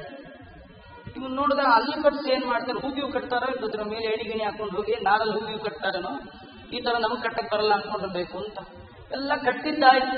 ಆ ದೊಂಬರಾಟದವನ್ ಕರೆದ್ರು, ಈಗ ನನ್ ಶುರು ಕಟ್ಟಿದ್ದಾಗಿದೆ, ನನ್ ಶುರು ಅಂದ್ರು. ಏನ್ ಮಾಡ್ತೀನಿ ಸ್ವಾಮಿ ಇಂದ, ಮಾಡಿ ಹೇಳೋದಲ್ಲಪ್ಪ, ನೀನ್ ನೋಡು ನಾ ಮಾಡ್ತೀನಿ ಅಂದ್ರು. ಹಾವಿಗೆ ಹಾಕೊಂಡ್ರು, ಮರದ ಹಾವಿಗೆ ಹಾಕೊಂಡು ಆ ನಾರಿನ ಮೇಲೆ ಅಲ್ಲಿಂದ ಅಲ್ಲಿವರೆಗೂ ನಡ್ಕೊಂಡ್ ಬಂದಿದ್ದಾರೆ. ಇವನು 1-2 ಹೆಜ್ಜೆ ಇಟ್ಟಾಗಲೇ ತಲೆಂದರಿಗೆ ಕೆಳಗಿದೆ. 3ನೇ ಹೆಜ್ಜೆಗೆ ಎದ್ದಿದ್ದು ನೋಡೋ ಯೋಗ್ಯತೆನೂ ಇಲ್ಲ. ಅವ್ರು ಕೆಳಗೆ ಬಂದ ತಕ್ಷಣ ಗಟ್ಟಿ ಪಾದ ಹಿಡಿದು ಹೇಳ್ತಾನೆ, ಇದು ಸಾಮಾನ್ಯ ಮನುಷ್ಯರ ಕೆಲಸವೇ ಅಲ್ಲ, ಮನುಷ್ಯರ ಕೆಲಸವೇ ಅಲ್ಲ. ಎಷ್ಟೋ ಸತಿ ಜಿಮ್ ಮಾಡೋರು ಕೂಡ ಹಿಡ್ಕೊಂಡು ನೇತಾಡೋ ಕಬ್ಬಡತೆ ಮೈ ಮೇಲೆ ಹಾಕೊಳ್ಳೋದಿದೆ ಅಂತ ನಾರಿನ ಮೇಲೆ ಯಾರು ನಡೆಯೋದುಂಟ ಅಲ್ಲ. ಹೌದು ಆಚಾರ್ಯ, ವಿಜೇಂದ್ರ ಸ್ವಾಮಿ ನಡೆದಿದ್ದು ನಿಜವ. ಸುಮ್ಮನೆ ನಿಮ್ ಸ್ವಾಮಿಗಳು ಏನೋ ಕತೆ ಹೇಳಲಿಕ್ಕೆ ಪುರಾಣ, ಅದು ಒಂದು ರಿಯಲ್ ಇರಲ್ಲ, ಬರೀ ರೀಲೇ ಇರುತ್ತೆ ಹೀಗೆ ಹೇಳ್ತೀರಾ ಅಲ್ಲ. ವಿಜೇಂದ್ರ ಸ್ವಾಮಿಗಳ ಈ ಕಥೆಯ ಒಳಗಿನ ಮರ್ಮ ಇಷ್ಟೇ, ಯಾರು ಭಗವಂತನಲ್ಲಿ ಭಕ್ತಿ ಮಾಡ್ತಾರೆ, ಭಕ್ತಿ ಎನ್ನುವ ಭಗವಂತನನ್ನ ಹೊಂದುವ ಉಪಾಯ ಯೋಗ ಇದು ಗೊತ್ತಿದೆ ಅವರಿಗೆ, ಉಳಿದ ಯೋಗಗಳು, ಯೋಗ ಅಂದ್ರೆ ಅಷ್ಟಾಂಗ ಸಿದ್ಧಿ ಯೋಗಗಳು ಅವರಿಗೆ ವಶ ಆಗ್ಬಿಟ್ರು. ಅಣಿಮ ಮಹಿಮ ಲಹಿಮ ಪ್ರಾಪ್ತಿ ಪ್ರಾಕಾಮ್ಯ ಈಶತ್ವ ವಶಿತ್ವ ಅಂತ ಇವೆಲ್ಲ ಇರ್ತಕ್ಕಂಥದ್ದು. ಹೀಗಾಗಿ ವಿಜೇಂದ್ರ ಸ್ವಾಮಿಗಳು ಮೇಲೆ ಹತ್ತಿ ನಿಲ್ಲುವ ಸಂದರ್ಭದಲ್ಲಿ ನೋಡ್ಲಿಕ್ಕೆ ದೇಹದ ಸ್ಟ್ರಕ್ಚರ್ ಹಾಗೆ ಇತ್ತು, ತೂಕ ಮಾತ್ರ ಇರುವೆಗಿಂತ ಕಡಿಮೆ ಆಗುತ್ತೆ. ಹೀಗಾಗತ್ತೆ. ಇದು ಭಗವಂತ ಮಾಡಿ ತೋರಿಸಿದ್ದ, ಭಗವಂತನ ಭಕ್ತರಿಗೆ ಆ ದಯ ಭಗವಂತ ಮಾಡ್ದ. ಅಮ್ಮನ ತೊಡೆಯಲ್ಲಿ ಮಲಗಿದ ಕೃಷ್ಣ, ಅಮ್ಮ ನೋಡ್ತಿರುವ ಹಾಗೆ ಕೃಷ್ಣ ಅಷ್ಟೇ ಇದ್ದ, 30 kg ಆಗಿದ್ದ. 3 kg ಕೃಷ್ಣ ಕ್ಷಣ ಮಾತ್ರಕ್ಕೆ 30 kg ಆಗುತ್ತೆ. ಯಾಕಂದ್ರೆ ಲಘಿಮ ಅಂತ ಅದೊಂದು ದೊಡ್ಡ ಶಕ್ತಿ. ಅವೆಲ್ಲ ಭಗವಂತನ ದಾಸರು, ಭಗವಂತನ ಭಕ್ತರಿಗೆ ಈ ಶಕ್ತಿಗಳಿದೆ ಅಂದಮೇಲೆ ಭಗವಂತನಿಗೆ ಏನ್ ದೊಡ್ಡದು. ಹೀಗಾಗಿ ನಮ್ಮ ವಿಜೇಂದ್ರ ಸ್ವಾಮಿಗಳು ಹಾಗೆ ನಡ್ಕೊಂಡು ಹೋಗಿದ್ದಾರೆ. ಹೀಗೆ ಇರುವ ಸಂದರ್ಭದಲ್ಲಿ ವಿಜಯೇಂದ್ರ ಸ್ವಾಮಿಗಳು ತಮ್ಮ ಇಂದ್ರಿಯ ನಿಗ್ರಹ ಅದರ ಬಗ್ಗೆನೂ ಅವರೆಲ್ಲ ಕಡೆ ಯಾರು ಬೇಕಾದ್ರೂ ಗೆಲ್ಬಹುದು. ಇಂತಹ ಸಂದರ್ಭದಲ್ಲಿ ಗಣಿಕಾ ಸ್ತ್ರೀಯರು, ವೇಶ್ಯ ಸ್ತ್ರೀಯರನ್ನು ವಿಜೇಂದ್ರ ಸ್ವಾಮಿಗಳು ಗೆದ್ದಿದ್ದಾರೆ. ಇಡೀ ದೇಶದಲ್ಲಿ ಅವರ ಕೀರ್ತಿ ಹರಡಬೇಕು, ಹೀಗೆಲ್ಲ ಮಾಡಿದ್ದಾರೆ ಅಂತ. ಅದು ಒಬ್ಬ ಆಶ್ಚರ್ಯ. ಒಬ್ಬ ಬ್ರಾಹ್ಮಣ ಬಂದು ವಿಜೇಂದ್ರ ಸ್ವಾಮಿಗಳ ಮುಂದೆ ಹೇಳ್ತಾ ಇದ್ದಾನೆ, ಸ್ವಾಮಿ ನೀವು ಆಜನ್ಮ ಬ್ರಹ್ಮಚಾರಿಗಳು, ಬ್ರಹ್ಮಚರ್ಯದಲ್ಲಿ ಆಶ್ರಮ ತಗೊಂಡವರು, ನಿಮಗೆ ಇಂದ್ರಿಯ ನಿಗ್ರಹ ಅಂದ್ರೆ ನಂಗೆ ಯಾಕೋ ನಂಬಿಕೆನೆ ಬರ್ತಿಲ್ಲ. ಯಾಕೆಂದ್ರೆ ವಿಶ್ವಾಮಿತ್ರರಂತ ದೊಡ್ಡ ದೊಡ್ಡವರೇ ಆ ಬ್ರಹ್ಮಚರ್ಯವನ್ನು ಕಳ್ಕೊಂಡದ್ದನ್ನು ಕೇಳ್ತೀವಿ. ವಿಶ್ವಾಮಿತ್ರ ಪರಾಶರ ಪ್ರಭೃತಯ ವಾಸಾಂಕು ಪರ್ಣಾಶನಾ ತೇಜಪ್ರೀ ಮುಖ ಪಂಕಜಂ ಸ್ವಲಲಿತಂ ದೃಷ್ಟೈವ ಮೋಹಂಗತಾ ಶಾಲ್ಯಾನ್ನಂ. ಅವನು ನಗ್ತಾ ಇದ್ದಾನೆ, ಈ ಸ್ತೋತ್ರವನ್ನ, ಈ ಶ್ಲೋಕವನ್ನ ಮಾಡ್ತಾ ನಗ್ತಾ ಹೇಳ್ತಾ ಇದ್ದಾನೆ. ವಿಶ್ವಾಮಿತ್ರ ಪರಾಶರವೇ ಮೊದಲಾದ ದೊಡ್ಡ ದೊಡ್ಡ ಋಷಿಗಳು ಅವರು ತಿಂತಿದ್ದನ್ನ ಏನು, ವಾತಾಂಬು ಪರ್ಣಾಶನ, ಒಣಗಿದ ಎಲೆ, ಗಾಳಿ ಕುಡ್ಕೊಂಡು ನೀರು ಕುಡ್ಕೊಂಡು ಎಲೆ ತಿನ್ಕೊಂಡಿದ್ದ ಅಂತ ಆ ಋಷಿಗಳೇ. ತೇಪಿ ಅವರು ಕೂಡ ಸ್ತ್ರೀ ಮುಖ ಪಂಕಜಂ, ಹೆಣ್ಣಿನ ಮುಖ ನೋಡಿದ ತಕ್ಷಣ ಇಡೀ ಬ್ರಹ್ಮಚರ್ಯ ಜರ್ರಂತ ಜಾರಿ ಹೋಗಿ ಎಷ್ಟೋ ವರ್ಷಗಳ ತಪಸ್ಸನ್ನ ಕಳ್ಕೊಂಡ್ರು. ನೀವು ನೋಡಿದ್ರೆ ಚಿಕ್ಕಡಿಗೆ ಊಟ ಮಾಡೋರು, ನೀವೇನು ಗಾಳಿ ಕುಡಿಯೋರಲ್ಲ, ನೀ ತಿನ್ನೋರಲ್ಲ, ನೀವೇನು ಶಾಲ್ಯಾನ್ನಂ ಸಕೃತಂ ಪಯೋದಧಿಯುತಂ ಮುಂಜೇತಿಯೇ ಮಾನವ. ನೀವೇ ಸಾಮಾನ್ಯನ ಶಾಲ್ಯಾನ ತುಪ್ಪದಲ್ಲೇ ಆಗ್ಬೇಕು, ಏನ್ ಕರೆದ್ರು ತುಪ್ಪದಲ್ಲಿ ಮಾಡಿ ಶಾಲ್ಯಾನ ಅನ್ನೋದು ಚಿಕ್ಕಡಿಗೆ. ಕೆಲವು ಚಿಕ್ಕಡಿಗೆ ಅದಕ್ಕೆ ಹೋಗ್ತಿರ್ತಾರೆ, ಚಿಕ್ಕಡಿಗೆ ತಿನ್ಬಾರ್ದು. ಚಿಕ್ಕಡಿಗೆ ಸ್ವಾಮಿಗಳು ಅದೇನು ಪ್ರಸಾದ ಏನೋ ಕೊಟ್ಟುಕೊಂಡು ಇದರಿಲ್ಲ, ಅವ್ರ ದೃಷ್ಟಿ ಹಾಕಿದ್ರೆ ಸಾಕು ಅನ್ನ ನೈವೇದ್ಯ ಆಗಿರುತ್ತೆ, ಅವ್ರದೇ ಅನ್ನ ತಿನ್ನಕ್ಕೆ ಹೋಗ್ಬಾರ್ದು. ಸ್ವಾಮಿಗಳು ಚಿಕ್ಕಡಿಗೆ ಊಟ ಮಾಡಬೇಕು ಅಂತ 25 ಜನ ಚಿಕ್ಕಡಿಗೆ ನಿಂತ್ಬಿಟ್ರೆ ಸ್ವಾಮಿಗಳೇ ಕಡಿಮೆ ಊಟ ಮಾಡ್ತಾರೆ. ಯಾಕಂದ್ರೆ ಮಾಡಿರೋ ನಿಮ್ ಕಡೆಗೆ ಇವರೇ 8 ಜನ ಇದ್ದಾರೆ ಅಂತ ಹಾಗೆಲ್ಲ ಮಾಡಬಾರ್ದು. ಅವರನ್ನ ಕಿತ್ಕೊಂಡು ತಿಂದಾಗೆ ಅವ್ರದ್ದು ಊಟ ಆದ್ಮೇಲೆ ಏನೋ ಅಕಸ್ಮಾತ್ ನಿಮ್ಮ ಮೇಲೆ ಹೊರಟು ಬಿತ್ತು ಖುಷಿ ಪಡಿ. ಅದಕ್ಕೆ ಕೆಲವರು ಏನಂದ್ರೆ ಈ ದೊಡ್ಡ ಅಡಿಗೆ ಅಂದ್ರೆ ಒಟ್ರಾಸಿ ಮಾಡಿರ್ತಾರೆ, ಯಾವ ಎಣ್ಣೆ ಹಾಕಿರ್ತಾರೋ ಹಾಕಿರ್ತಾರೆ. ಸ್ವಾಮಿಗಳು ಚಿಕ್ಕ ಅಡಿಗೆ ಅಂದ್ರೆ ಬರೀ ತುಪ್ಪದಾಗ ಕರೆದಿರ್ತಾರೆ ಅಂತ ಹಿಂಗೆ. ಅದಕ್ಕೆ ಆ ಬ್ರಾಹ್ಮಣ ನಗ್ತಾ ಹೇಳ್ತಾ ಇಲ್ಲ ಸ್ವಾಮಿಗಳೇ ನೀವು ನಿತ್ಯದಲ್ಲಿ ಬರೀ ಶಾಲೆ ಅನ್ನ ಅದು ಇದು ಮಾಡ್ಕೊಂಡು ತಿಂದವರು ನಿಮಗೆ ದೇಶಾಂದ್ರಿಯ ನಿಗ್ರಹೋ ಯದಿ ಭವೇ, ನಿಮಗೆ ನಿಜವಾಗಿಯೂ ಇಂದ್ರಿಯ ನಿಗ್ರಹ ಇದೆ ಅಂದ್ರೆ ಈ ಮಾತು ಎಷ್ಟು ಚೆನ್ನಾಗಿದೆ ಅಂದ್ರೆ ಯದಿ ಭವೇಂದ್ರ ವಿಂಧ್ಯ ಪ್ಲವೇ ಸಾಗರೇ, ವಿಂಧ್ಯ ಪರ್ವತ ಸಮುದ್ರದ ಒಳಗೆ ತೇಲ್ತಾ ಇದೆ ಅಂದ್ರೆ ಎಷ್ಟು ಸುಳ್ಳು, ಪರ್ವತ ಎಲ್ಲರೂ ತೇಲುತ್ತಾ, ಹಾಗೆ ನಿಮ್ಗೆ ಇಂದ್ರಿಯ ನಿಗ್ರಹ ಇದೆ ಅಂದ್ರೆ ಸುಳ್ಳು. ಏನ್ ಮಾಡ್ಬೇಕು ಸ್ವಾಮಿಗಳಿಗೆ ಹಿಂಗೆ ಅಂದ್ಬಿಟ್ರೆ ಏನ್ ಮಾಡ್ಬೇಕು? ಬೇರೆ ಸ್ವಾಮಿಗಳಾದ್ರೆ ಏನೋ ಗೊತ್ತಿಲ್ಲಪ್ಪ ಸುಮ್ಮನೆ ಇಟ್ಬಿಟ್ಟು ಅಲ್ವಾ. ವಿಜೇಂದ್ರ ಸ್ವಾಮಿಗಳಂದ್ರಂತೆ ಅಲ್ಲಯ್ಯ, ತಿನ್ನೋದಕ್ಕೂ ಇಂದ್ರಿಯ ನಿಗ್ರಹಕ್ಕೂ ಏನ್ ಸಂಬಂಧ ಇಲ್ಲ. ಹಾಗೆ ಹೇಳ್ತೀರಿ.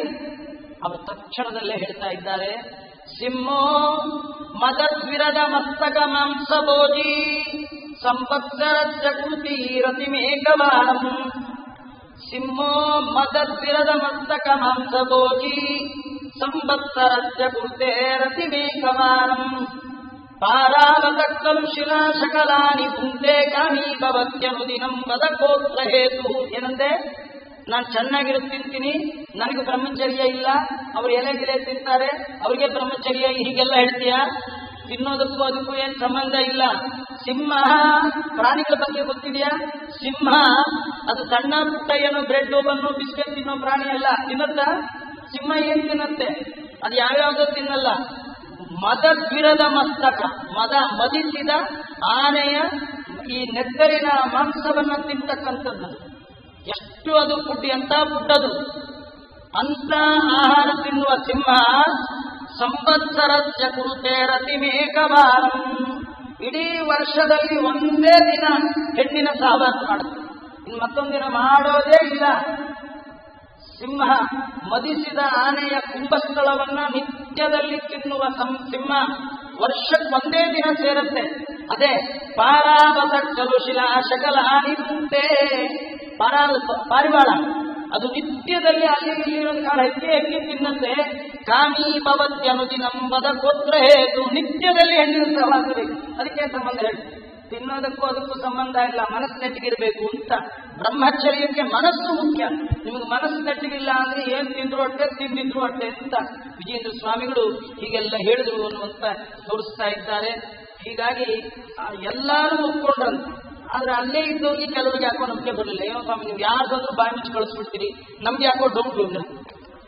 ಇಲ್ಲವರೇ ಆಗಿನ ಕಾಲದಲ್ಲಿ ಕಡೆಗೆ ಒಂದ್ಸತಿ ವಿಜೇಂದ್ರ ಸ್ವಾಮಿಗಳು ಏನ್ ಮಾಡಿದ್ದಾರೆ, ಒಂದು ಬೆಳ್ಳಿಯ ಕಲಶವನ್ನ ಹೊಲಸಿನಲ್ಲಿ ಹಾಕಿದ್ರಂತೆ. ಒಂದು 4-6 ದಿನ ಬಿಟ್ಟು ತರಿಸಿದ್ರಂತೆ. ಅವ್ನು ಕೇಳಿದ್ರಂತೆ, ಇದು ಬಣ್ಣ ಚೇಂಜ್ ಆಗಿದೆ ಯಾಕೆ ಅಂತ. ಅದಕ್ಕೆ ಅವನಂದಂತೆ ಇದು ಕೆಮಿಕಲ್ ರಿಯಾಕ್ಷನ್ ಅನ್ನಂತೆ. ಹಾಗಾದ್ರೆ ಆ ಕೆಮಿಕಲ್ ತಿಂದಿದೆಯಾ ನೀನು ಅಂತ. ತಿಂದೇ ಇದ್ಮೇಲೆ ನಿಮ್ಗೆ ಹೇಗೆ ಗೊತ್ತಾಯ್ತು? ಅಧ್ಯಯನ ಮಾಡಿ ಗೊತ್ತಾಯ್ತೋ ಇಲ್ಲ. ಹಾಗೆ ಜ್ಞಾನದ ಮುಖಾಂತರವಾಗಿ ಎಲ್ಲ ತಿಳ್ಕೊಳ್ಳಿಕ್ಕೆ ಬರುತ್ತೆ. ಭಗವಂತನನ್ನ ತಿಳಿದವರಿಗೆ ತಿಳಿಬೇಕಾದ ಏನು ಉಳಿಯಲ್ಲ.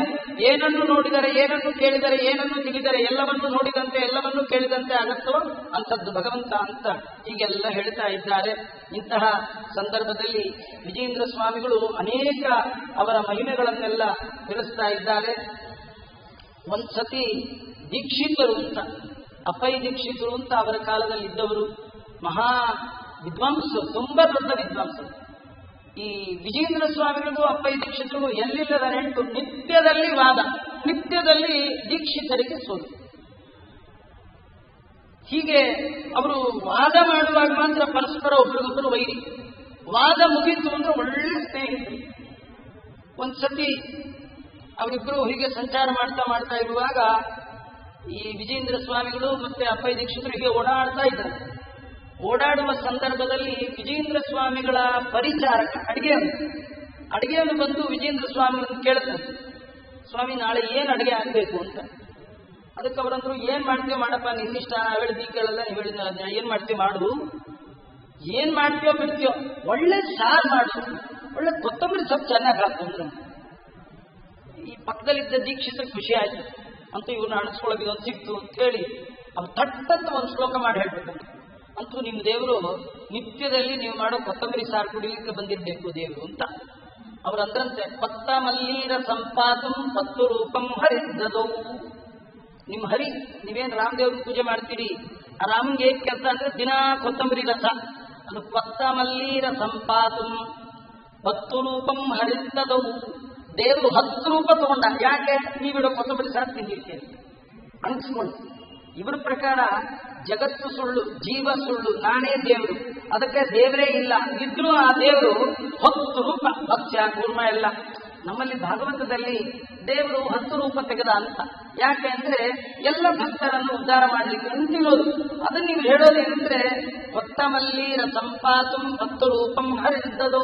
ಮತ್ತು ಪಾಪ ಅಂತ ದೇವರನ್ನ ಬರೀ ಕೊತ್ತಂಬರಿ ಸಾರು ತಿನ್ನಿಸ್ಲಿಕ್ಕೆ 10 ರೂಪ ತಗೊಂಡ ಅಂತ ನೀವು ಮಾಡಿದ್ರಿ ಅಂದ್ರೆ ವಿಜೇಂದ್ರ ಸ್ವಾಮಿಗಳು ತಕ್ಷಣ ಹೇಳಿದ್ರಂತೆ, ನೆತ್ತಿ ನೇತ್ರೋಪಿ ಸಂಪಿತ್ವ ಪಿತ್ತಮೇನಿ ನನರ್ಥಃ.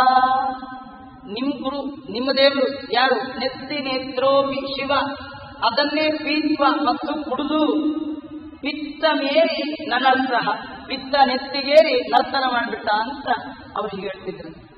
ಒಟ್ಟು ಅವ್ರು ಯಾವಾಗ ಸೇರಿದ್ರು ಕೂಡ ಒಂದು ವಾಕ್ಯಾರ್ಥ ಆಗಿರ್ಬೇಕು. ಅದರ ವಿಜೇಂದ್ರ ಸ್ವಾಮಿಗಳಿಗೆ ಜಯ.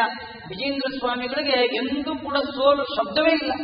ಅಂತಹ ವಿಜೇಂದ್ರ ಸ್ವಾಮಿಗಳ ಜೊತೆ ಮೊದಲು ವಾದ ಮಾಡುವ ಸಂದರ್ಭ ಆಗ ಬಂದಾಗ ಅವರೊಂದು ಗ್ರಂಥವನ್ನ ತಂದಿದ್ರಂತೆ. ವಿಜೇಂದ್ರ ಸ್ವಾಮಿಗಳಿಗೆ ತೋರಿಸಿ ಅಂತಾರಂತೆ, ಈ ಗ್ರಂಥ ತಾವು ಓದಿರ್ಬೇಕೇನೋ ಅಂದ್ರಂತೆ.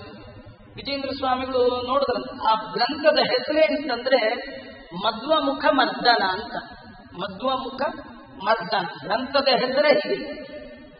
ಅದು ಎಲ್ಲ ಗ್ರಂಥದೊಳಗೆ ಏನು ವಿಷಯ ಇತ್ತು? ವಿಜೇಂದ್ರ ಅಂದ್ರಂತೆ, ನನಗಷ್ಟು ಓದಿದ್ರೆ ಸರಿಯಾಗಿ ಅರ್ಥ ಆಗಲ್ಲ. ಎಲ್ಲರೂ ಬರೆದದ್ದು ಅವ್ರು ಓದಿದ್ರೆ ಸರಿ, ಅವರು ಬರೆದದ್ದು ಅವರೇ ಓದಿದ್ರೆ ಸರಿ, ಅದರಿಂದ ನೀವೇ ಓದಿ ಅಂದ್ರು. ಅವರೆಲ್ಲ ಓದಿ ಅವ್ರು ಓದೋವರೆಗೂ ವಿಜೇಂದ್ರ ಸ್ವಾಮಿ ಸುಮ್ಮನೆ ಇದ್ರು. ಕೊನೆಗೆ ದೀಕ್ಷಿತರಂದ್ರಂತೆ, ತಥಾಪ್ಯಾನಂದ ತೀರ್ಥಮತೀಯಂ ತೀರ್ಥೀಯಂ ಮತಮಗ್ರಾಹ್ಯಮೇವನಃ ಯತ್ರ ವೈದಿಕ ಮರ್ಯಾದಾ ಭೂಯಸ್ಯಾಕುಲತಾಂಗತ ಅಂತ ಕೊನೆ ಶ್ಲೋಕ.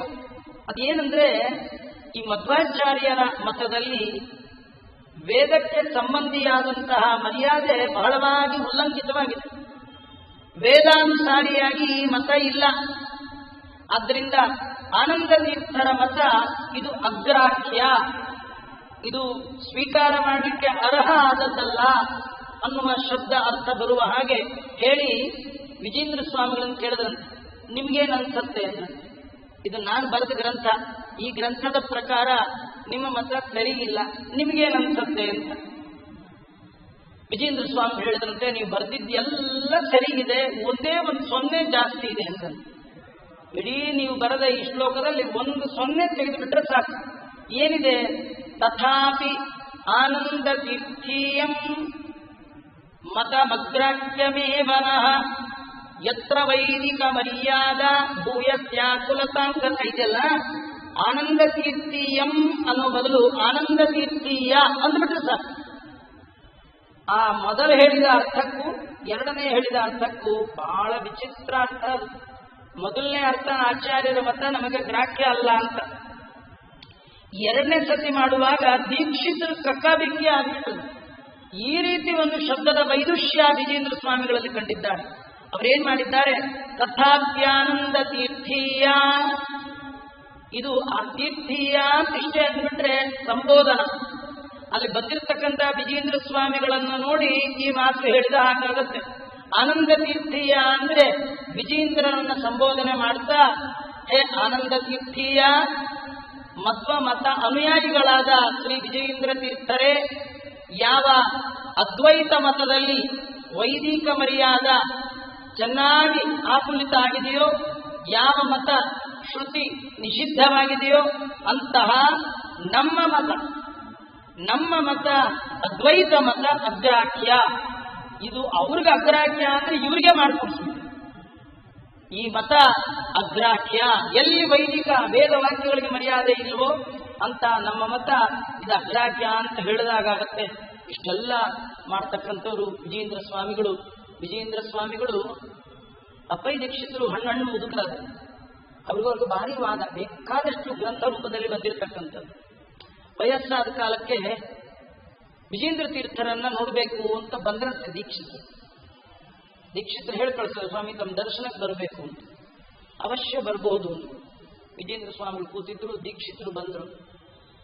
ದೀಕ್ಷಿತರು ವಿಜೇಂದ್ರ ಸ್ವಾಮಿಗಳಿಗೆ ಕೇಳಿದ್ರು, ಸ್ವಾಮಿ, ನಾನು ಎಷ್ಟೋ ದಿನದಿಂದ ನಿಮ್ಮ ಜೊತೆ ವಾದ ಮಾಡ್ತಾ ಮಾಡ್ತಾ ಸೋತಾಗೆಲ್ಲ ನಾನೊಂದು ಮಾತು ಹೇಳ್ತಿದ್ದೆ. ಅವ್ರು ಯಾವಾಗ ಸೋತ್ರು ಸೋತೆ ಅಂತ ಒಪ್ಕೊಳ್ತಿರ್ಲಿಲ್ಲ. ಅವ್ರು ಏನನ್ನೋರು, ದುರ್ಬಲಂ ಮೇ ಮತಿ ನತು ಮತಮ್ಮನು. ನನ್ನ ಬುದ್ಧಿ ಕಡಿಮೆ, ನಮ್ಮ ಮತ ದೊಡ್ಡದೆ, ನನ್ನ ಬುದ್ಧಿ ಸ್ವಲ್ಪ ಕಡಿಮೆ ಅನ್ನೋರು. ದುರ್ಬಲಂ ಮೇ ಮತಿ ನತು ಮತಮ್ಮನು. ನಾನಿನ್ನೂ ಸೋತಿಲ್ಲ. ನಮ್ಮ ಗ್ರಂಥದಲ್ಲಿ ನಮ್ಮ ಪೂರ್ವಾಚಾರ್ಯರು ಏನೇನು ಸ್ವಲ್ಪ ಓದ್ಕೊಂಡು ಬರ್ತೀನಿ, ಸ್ವಲ್ಪ ಕಡಿಮೆ ಓದಿದ್ದೀನಿ, ನಾನು ಸ್ವಲ್ಪ ಬುದ್ಧಿ ಕಡಿಮೆ, ಸರಿ ರಿಪೇರಿ ಹಾಕೊಂಡು ಬರ್ತೀನಿ, ಮತ್ತೆ ನಿಮ್ಗೆ ಬಿಡೋದು, ಹಿಂಗೆ ಅನ್ಕೊಂಡೆ ಅವರು. ಅವಾಗಲೂ ನಾ ಹಾಗಂತಿದ್ದೆ. ಆದರೆ ನಾನು ಇವತ್ತೋ ನಾಳೆನೋ ಈ ಲೋಕ ಬಿಟ್ಟು ಪರಲೋಕಕ್ಕೆ ಹೋಗುವ ಕಾಣ್ತಾ ಇದೆ. ನನ್ನ ಜೀವನ ದೃಢ ಇಲ್ಲ, ಇನ್ನು ಮುಗಿತು ನನ್ನ ಕತೆ. ನಿಮ್ಮನ್ನು ಕಡೆಯದಾಗಿ ಒಂದು ಪ್ರಶ್ನೆ ಕೇಳಬೇಕು ಅಂದ್ಕೊಂಡಿದ್ದೀನಿ. ಇನ್ನೇನಿಲ್ಲ, ನನಗಿಷ್ಟೇ, ನಿಮ್ಮ ಮತ ದೊಡ್ಡದು, ನಮ್ಮ ಮತ ದೊಡ್ಡದು, ಅದೊಂದು ಹೇಳಿಬಿಡಿ. ಇಷ್ಟು ದಿನ ವಾದ ಮಾಡಿದ ಮೇಲೆ ಕಡೆಗೆ ದೀಕ್ಷಿತರು ವಿಜೇಂದ್ರ ಸ್ವಾಮಿಗಳನ್ನು ಕೇಳಿದ್ರು, ನಮ್ಮ ಮತ ದೊಡ್ಡದು, ನಿಮ್ಮ ಮತ ದೊಡ್ಡದು. ಈ ಬೇರೆ ಯಾರಾಗಿದ್ರೆ 2 ದಿವಸದಿಂದ ಪಡ್ಕೊತಾ ಇದ್ದೀನಿ, ಮುದ್ರೆ ಹಾಕ್ಸ್ಕೊಬಾರ್ದೆ ನಮ್ಮ ಹತ್ರ ಅಂದಿರು. ವಿಜೇಂದ್ರ ಸ್ವಾಮಿಗಳು ಅನ್ಲಿಲ್ಲ. ವಿಜೇಂದ್ರ ಸ್ವಾಮಿಗಳಂದ್ರಂತೆ, ಏನಂದ್ರಿ ದೀಕ್ಷಿತರೇ ಅಂದ್ರೆ, ಇಲ್ಲ ಸ್ವಾಮಿ, ನಮ್ಮ ಮತ ದೊಡ್ಡದು, ನಿಮ್ಮ ಮತ ದೊಡ್ಡದು. ವಿಜೇಂದ್ರ ಸ್ವಾಮಿಗಳಂದ್ರಂತೆ, ನಮ್ಮ ಮತ ನಮಗೆ ದೊಡ್ಡದು, ನಿಮ್ಮ ಮತ ನಿಮಗೆ ದೊಡ್ಡದು. ಅಂದ್ರೆ ಆಚಾರ್ಯರನ್ನ ಗುರುಗಳು ಅಂತ ಒಪ್ಕೊಳ್ಬೇಕಾದ್ರೆ 1000 ಸತಿ ಹೇಳ್ಬೇಕಾದಿಲ್ಲ, 1 ಸತಿ ಹೇಳಿದ್ರು ಯೋಗ್ಯತೆ ಇದ್ರೆ ಒಪ್ಕೊಳ್ತಾರೆ. ಯೋಗ್ಯತೆ ಇಲ್ಲದೆ ಇದ್ದವ್ರಿಗೆ 2 ಸತಿ ಹೇಳಿದ್ರು ಅಷ್ಟೇ, ಅವ್ರಿಗೆ ಅವ್ರದೇ ದೊಡ್ಡ, ಅವ್ರಿಗೆ ಅವ್ರದೇ ನಮಗೆ ನಿಮ್ಗೆ ಅನ್ನುವಂತೆ. ತ್ರಿವಿಕ್ರಮ ಪಂಡಿತಾಚಾರ್ಯರು ಆಚಾರ್ಯರ ದರ್ಶನ ಮಾಡಿ ಸ್ವಲ್ಪ ಕಾಲ ಅವರ ಸಹವಾಸ ಮಾಡಿದ ಮಾತ್ರದಿಂದಲೇ ಆ ಮತವನ್ನ ಗ್ರಹಣ ಮಾಡಿಬಿಟ್ರು. ಪದಪದ್ಮ ರಜೋದಾರಿಯು, ಸ್ವಾಮಿ ನಿಮ್ಮ ಪಾದ ಧೂಳು ಕೊಡಿ, ನಾನು ನಿಮ್ಮ ದಾಸನಾಗ್ತೇನೆ ಅಂತ. ನೀವು ಆಚಾರ್ಯರನ್ನ ಗುರುಗಳು ಅಂತ ಒಪ್ಕೊಳ್ಬೇಕಾದ್ರೆ ಜನ್ಮ ಜನ್ಮಾಂತರದ ಸಾಧನ ಸಂಪತ್ತು ಪಕ್ವ ಇದ್ರೆ ಮಾತ್ರ ದೊಡ್ಡವ್ರನ್ನ ದೊಡ್ಡವ್ರನ್ನು ಅಂತ ಐಡೆಂಟಿಫೈ ಮಾಡುವ ಯೋಗ್ಯತೆ ಬರುತ್ತೆ. ನಮ್ಗೆ ಯಾರು ದೊಡ್ಡವ್ರ ತರ ಕಾಣೋದೇ ಇಲ್ಲ, ನಾವೇ ದೊಡ್ಡವರಾಗ್ತೀವಿ. ಯಾಕಂದ್ರೆ ದೊಡ್ಡವರನ್ನ ಗುರುತಿಸುವಂತಹ ಯೋಗ್ಯತೆ ನಮ್ಮಲ್ಲಿಲ್ಲ. ವಿಜೇಂದ್ರ ಸ್ವಾಮಿಗಳು ನಿಮಗೆ ನಿಮ್ದೇ ದೊಡ್ಡದು, ನಮಗೆ ನಮ್ದೇ ದೊಡ್ಡದು ಅಂದಾಗ ಅವ್ರಿಗೊಂದು ನೆಮ್ಮದಿ. ಅಂತೂ ನಾ ಹೇಳಿದ ನಿಜ, ನನ್ನ ಬುದ್ಧಿನೇ ಸ್ವಲ್ಪ ಕಡಿಮೆ, ನಮ್ಮ ಮತವೇ ದೊಡ್ಡದು ಅಂತ ಹಾಗೆ ಪ್ರಾಣ ಬಿಟ್ಟರು. ಅದೊಂದು ಕ್ರಮ ದೀಕ್ಷಿತರ ಒಂದು ವಿಧದಲ್ಲಿ ಬರ್ತಕ್ಕಂಥದ್ದು.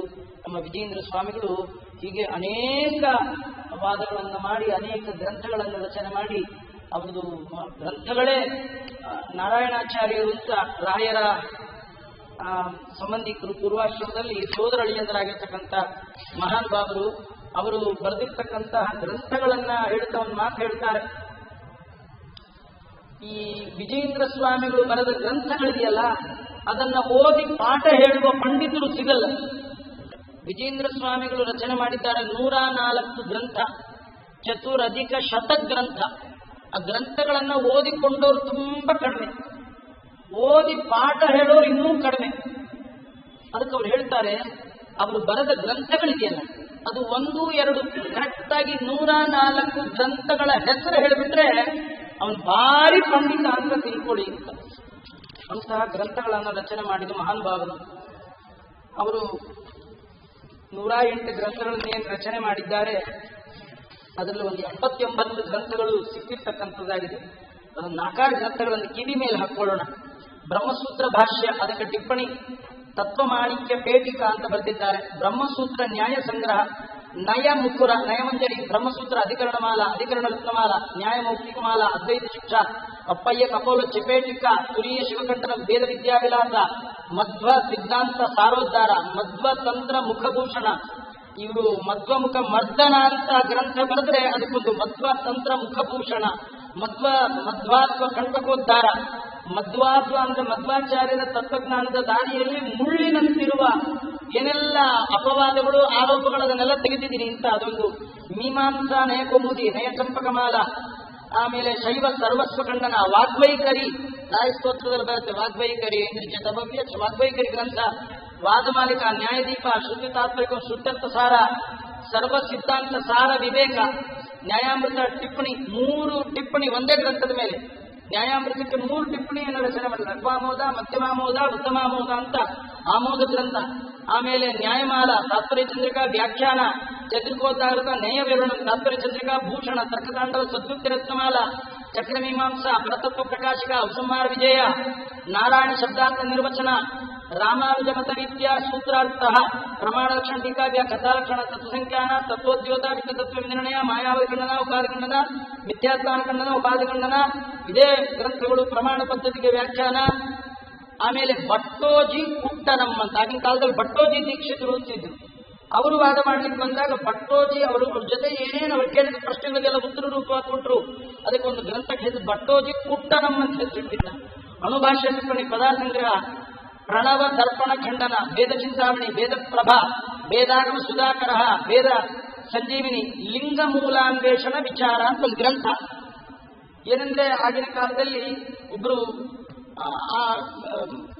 ಆ ಮಠದಲ್ಲಿ ಬಂದಂತಹ ದೊಡ್ಡ ವಿದ್ವಾಂಸರು ಅವರು ವಿಜೇಂದ್ರ ತೀರ್ಥರ ಹತ್ರ ವಾದ ಮಾಡುವ ಸಂದರ್ಭದಲ್ಲಿ ಶಿವನೇ ಸರ್ವೋತ್ತಮ ಅಂತ ಹೇಳಿ, ಶಿವ ಅವನ ಮೂಲವನ್ನು ಹುಡುಕಲಿಕ್ಕೆ ಬ್ರಹ್ಮ ವಿಷ್ಣು ಇಬ್ಬರು ಹೋಗಿ ಕಡೆಗೆ ಮೂಲ ಕಾಣಲಿಕ್ಕಾಗಿ ಅವನ ಪಾದಕ್ಕೆ ಬಿದ್ದರು. ಹೀಗಾಗಿ ಶಿವನೇ ಸರ್ವೋತ್ತಮ ಅಂತ ಹೇಳುವಾಗ ಅದನ್ನು ಅನೇಕ ಪುರಾಣಗಳಲ್ಲಿ ಎಲ್ಲಿ ವಾಕ್ಯಗಳು ಬಂದಿದೆ ಅದನ್ನೆಲ್ಲ ಎತ್ತಿ ಎತ್ತಿ ಎತ್ತಿ ಉದ್ಧಾರ ಮಾಡಿ ಅದಕ್ಕೆ ಸರಿಯಾಗಿ ವ್ಯಾಖ್ಯಾನವನ್ನು ಮಾಡಿಕೊಟ್ಟಂತಹ ಒಂದು ಗ್ರಂಥದ ವಿಚಾರ. ಲಿಂಗ ಮೂಲಾನ್ವೇಷಣ ವಿಚಾರ, ವಿರೋಧೋದ್ಧಾರ, ವಿಷ್ಣು ಪಾರಮ್ಯ, ಸನ್ಮಾರ್ಗ ದೀಪಿಕಾ, ಸಿದ್ಧಾಂತಸಾರ ವಿವೇಚನ, ನ್ಯಾಯಾಮೃತ ಗುರುವಾಮೋದ, ನ್ಯಾಯಾಮೃತ ಮಧ್ಯಮಾಮೋದ, ಗೀತಾ ತಾತ್ಪರ್ಯ ನಿರ್ಣಯ ವ್ಯಾಖ್ಯ, ಇಷ್ಟ ಪಶುಮೀಮಾಂಸ, ನ್ಯಾಯ ದೀಪಿಕಾ ಟಿಪ್ಪಣಿ, ಗೀತಾ ಭಾಷೆ ಪ್ರಮೇಯ ದೀಪಿಕಾ ಟಿಪ್ಪಣಿ, ಆನಂದ ತಾರತಮ್ಯ ವಾದಾರ್ಥ ಕರ್ಮನಿರ್ಣಯ ವ್ಯಾಖ್ಯಾನ, ನ್ಯಾಯ ಸುಧಾ ಟಿಪ್ಪಣಿ, ಬಿಂದು ಅಂತ. ಆಮೇಲೆ ಉಪನಿಷತ್ ಭಾಷ್ಯಗಳೇನಿದೆ ಅದಕ್ಕೆ ಅವರದು ಟಿಪ್ಪಣಿಗಳು, ಪಂಚ ಸಂಸ್ಕಾರ ದೀಪಿಕಾ, ಇದೇ ಮೊದಲಾಗಿರ್ತಕ್ಕಂಥ ಸ್ತೋತ್ರಗಳನ್ನು ಮಾಡಿ, ಗ್ರಂಥಗಳನ್ನು ಮಾಡಿ, ಜೊತೆಗೆ ಸ್ತೋತ್ರಗಳನ್ನು ಕೊಟ್ಟಿದ್ದಾರೆ. ಅವರು ಮಾಡಿರ್ತಕ್ಕಂಥ ಅದ್ಭುತವಾದ ನರಸಿಂಹದೇವರ ಸ್ತೋತ್ರ ಅಷ್ಟಕ, ಭೂಖಂಡಂ ವಾರಣಾಂಡಂ ಬರಬರ ವಿರಟಂ ಬಡಂಬೋರುಡಂಬಂ ಡಿಂ ಡಿಂ ಡಿಂ ಡಿಂ ಡಿಡಿಂಬಂ ಧಾಮಪಿ ಧಾಮೈ ಜಂಪ ಜಂಪೈಶ್ಚ ಜಂಪೈ ತುಲ್ಯಾಸ್ತು ತುಲ್ಯಾಃ ಧುಮ ಧುಮ ಧುಮಕೈ ಕುಂಕುಮಾಂಕೈ ಕುಮಾಂಕೈ ಏತತ್ತೇ ಪೂರ್ಣಯುಕ್ತಂ ಅಹರಕರ ಪಾತು ಮಾಂ ನಾರಸಿಂಹ. 8 ಸ್ತುತಿಗಳಲ್ಲಿ 8 ಸ್ತೋತ್ರಗಳಲ್ಲಿ ಅಷ್ಟಕ ಅಂತ ಮಾಡಿದ್ದಾರೆ. ಆಮೇಲೆ ಇದೇ ವಿಜಯೇಂದ್ರ ಸ್ವಾಮಿಗಳು ಅದ್ಭುತವಾದ ಒಂದು ಅಪರಾಧ, ನಾವೇನು ಮಾಡಿರ್ತೀವಿ ಅಪರಾಧಗಳು ಅದನ್ನ ಭಗವಂತನಲ್ಲಿ ಹೇಗೆ ಹೇಳಿಕೊಳ್ಬೇಕು ಅಂತ ಹೇಳಿ ಪಾಪ ವಿಮೋಚನೆ ಸ್ತೋತ್ರ ಅಂತ 25-26 ಶ್ಲೋಕಗಳಲ್ಲಿ ಅದ್ಭುತವಾಗಿ ನಾವು ಬೆಳಗ್ಗೆಯಿಂದ ರಾತ್ರಿವರೆಗೂ ಏನೆಲ್ಲ ತಪ್ಪುಗಳು ಮಾಡ್ತೀವಿ, ಯಾವ್ಯಾವ ಇಂದ್ರಿಯ ಭಗವಂತ ಕೊಟ್ಟಿದ್ದಾನೆ, ಅದನ್ನ ಹೇಗೆ ಉಪಯೋಗ ಮಾಡಿ ಭಗವಂತನ ಅನುಗ್ರಹ ಸಂಪಾದನೆ ಮಾಡಬೇಕಿತ್ತು, ಅದನ್ನ ನಾವು ಹೇಗೆ ತಪ್ಪು ದಾರಿಯಲ್ಲಿ ಉಪಯೋಗಿಸ್ತಾ ಇದ್ದೀವಿ, ಇದನ್ನೆಲ್ಲ ಹೇಳ್ತಾ ಸ್ವಾಮಿ ನಿಂಗೆ ಸಮಾನರಾದ ಕರುಣೆಗಳು ಯಾರಿಲ್ಲ, ನನ್ನ ಸಮಾನರಾದ ಪಾಪಕರ್ತರು ಯಾರಿಲ್ಲ, ದಯಮಾಡಿ ಅನುಗ್ರಹ ಮಾಡು ಅಂತ ಹೀಗೆಲ್ಲ ಕೇಳಿರ್ತಕ್ಕಂಥದ್ದು. ಈಗ ಅನೇಕ ಸ್ತೋತ್ರಗಳು, ಅನೇಕ ಗ್ರಂಥಗಳು, ವಾದ ಗ್ರಂಥಗಳು, ಪ್ರಮೇಯ ಗ್ರಂಥಗಳು, ಪ್ರಮಾಣ, ಹೀಗೆಲ್ಲ ಅನೇಕ ಗ್ರಂಥಗಳನ್ನು ರಚನೆ ಮಾಡಿಕೊಟ್ಟು 104 ಗ್ರಂಥಗಳು. ರಾಯರ ಗುರುಗಳಾದ ವಿಜಯೇಂದ್ರ ಸ್ವಾಮಿಗಳು ಇವರಿಬ್ಬರೇ ಸೇರಿ 150ಕ್ಕೂ ಹೆಚ್ಚು ಗ್ರಂಥ ಕೊಟ್ಬಿಟ್ಟಿದ್ದಾರೆ. ಅವರ ಗ್ರಂಥಗಳಿಂದ ಅವರನ್ನು ಗುರುತಿಸಬೇಕು. ಅಂತಹ ವಿಜಯೇಂದ್ರ ಸ್ವಾಮಿಗಳು ನಿನ್ನೆ ವೃಂದಾವನಸ್ಥರಾಗಿರುವಂತಹ ಪುಣ್ಯ ದಿನ, ನಮ್ಮ ಹಿರಿಯರ ದಿನವನ್ನ ಒಂದಿನ ಜ್ಞಾಪಿಸಿಕೊಂಡ್ರೆ ಸಾಕು, ದೇಹ ಕೊಟ್ಟಿದ್ದಾರೆ. ಆ ದೇಹಕ್ಕೆ ಬೇಕಾದ ಜ್ಞಾನ ಕೊಟ್ಟ ಮಹಾನುಭಾವರನ್ನ ನಿತ್ಯದಲ್ಲಿ ಎಷ್ಟೋ ಜನ ದೇಹ ಕೊಟ್ಟಿರ್ತಾರಲ್ಲ, ಕೊಟ್ಟವ್ರಿಗೆ ಬೇಸರ ಆಗುವ ಹಾಗಿರುತ್ತೆ ನಮ್ಮ ದೇಹ. ಅಯ್ಯೋ ಈ ಮಗುನ ಯಾಕಾರ ಪಡೆದು ಮೆಂಟಲಿ ಗೋವಿಂದ ಆಗ್ಬಿಟ್ಟಿದೆ, ಅದು 20 ಆದ್ರೂ ಅಮ್ಮ ಎತ್ಕೊಂಡಿರ್ಬೇಕು ಅಂದ್ರೆ ಅಮ್ಮ ಕಣ್ಣಲ್ಲಿ ನೀರು ಬರುತ್ತೆ, ಬಿಸಾಕಕ್ಕಾಗಲ್ಲ ಎತ್ಕೊಂಡಿರ್ತಾರೆ. 20-25 ಆದ್ರೂ ತಲೆ ಸರಿಗಿಲ್ಲ ಅಂದ್ರೆ, ಮಗು ಕಾಲಿಲ್ಲ ಕೈ ಇಲ್ಲ ಅಂದ್ರೆ, ಹೆತ್ತ ಮಕ್ಕಳು ಹುಚ್ಚರಾದರೆ ಸಾಕದೆ ಸಲಹದೆ ತಾಯಿ ಬಿಡೋದಲ್ಲ, ಅವರಿಗೆ ಬೇಸರ ಆಗಬೇಕು. ಆದ್ರೆ ಜನ್ಮ ಕೊಡೋದಕ್ಕಿಂತ ಜನ್ಮದ ಒಟ್ಟಿಗೆ ಒಳ್ಳೆ ಜ್ಞಾನ ಇದೆಯಲ್ಲ ಅದು ಕೊಟ್ಟವರಿಗೂ. ಇಂತಹ ಜ್ಞಾನಿಗಳು ಅವರನ್ನ ನಿತ್ಯದಲ್ಲಿ ನೆನಪು ಮಾಡ್ಕೊಳ್ಬೇಕು.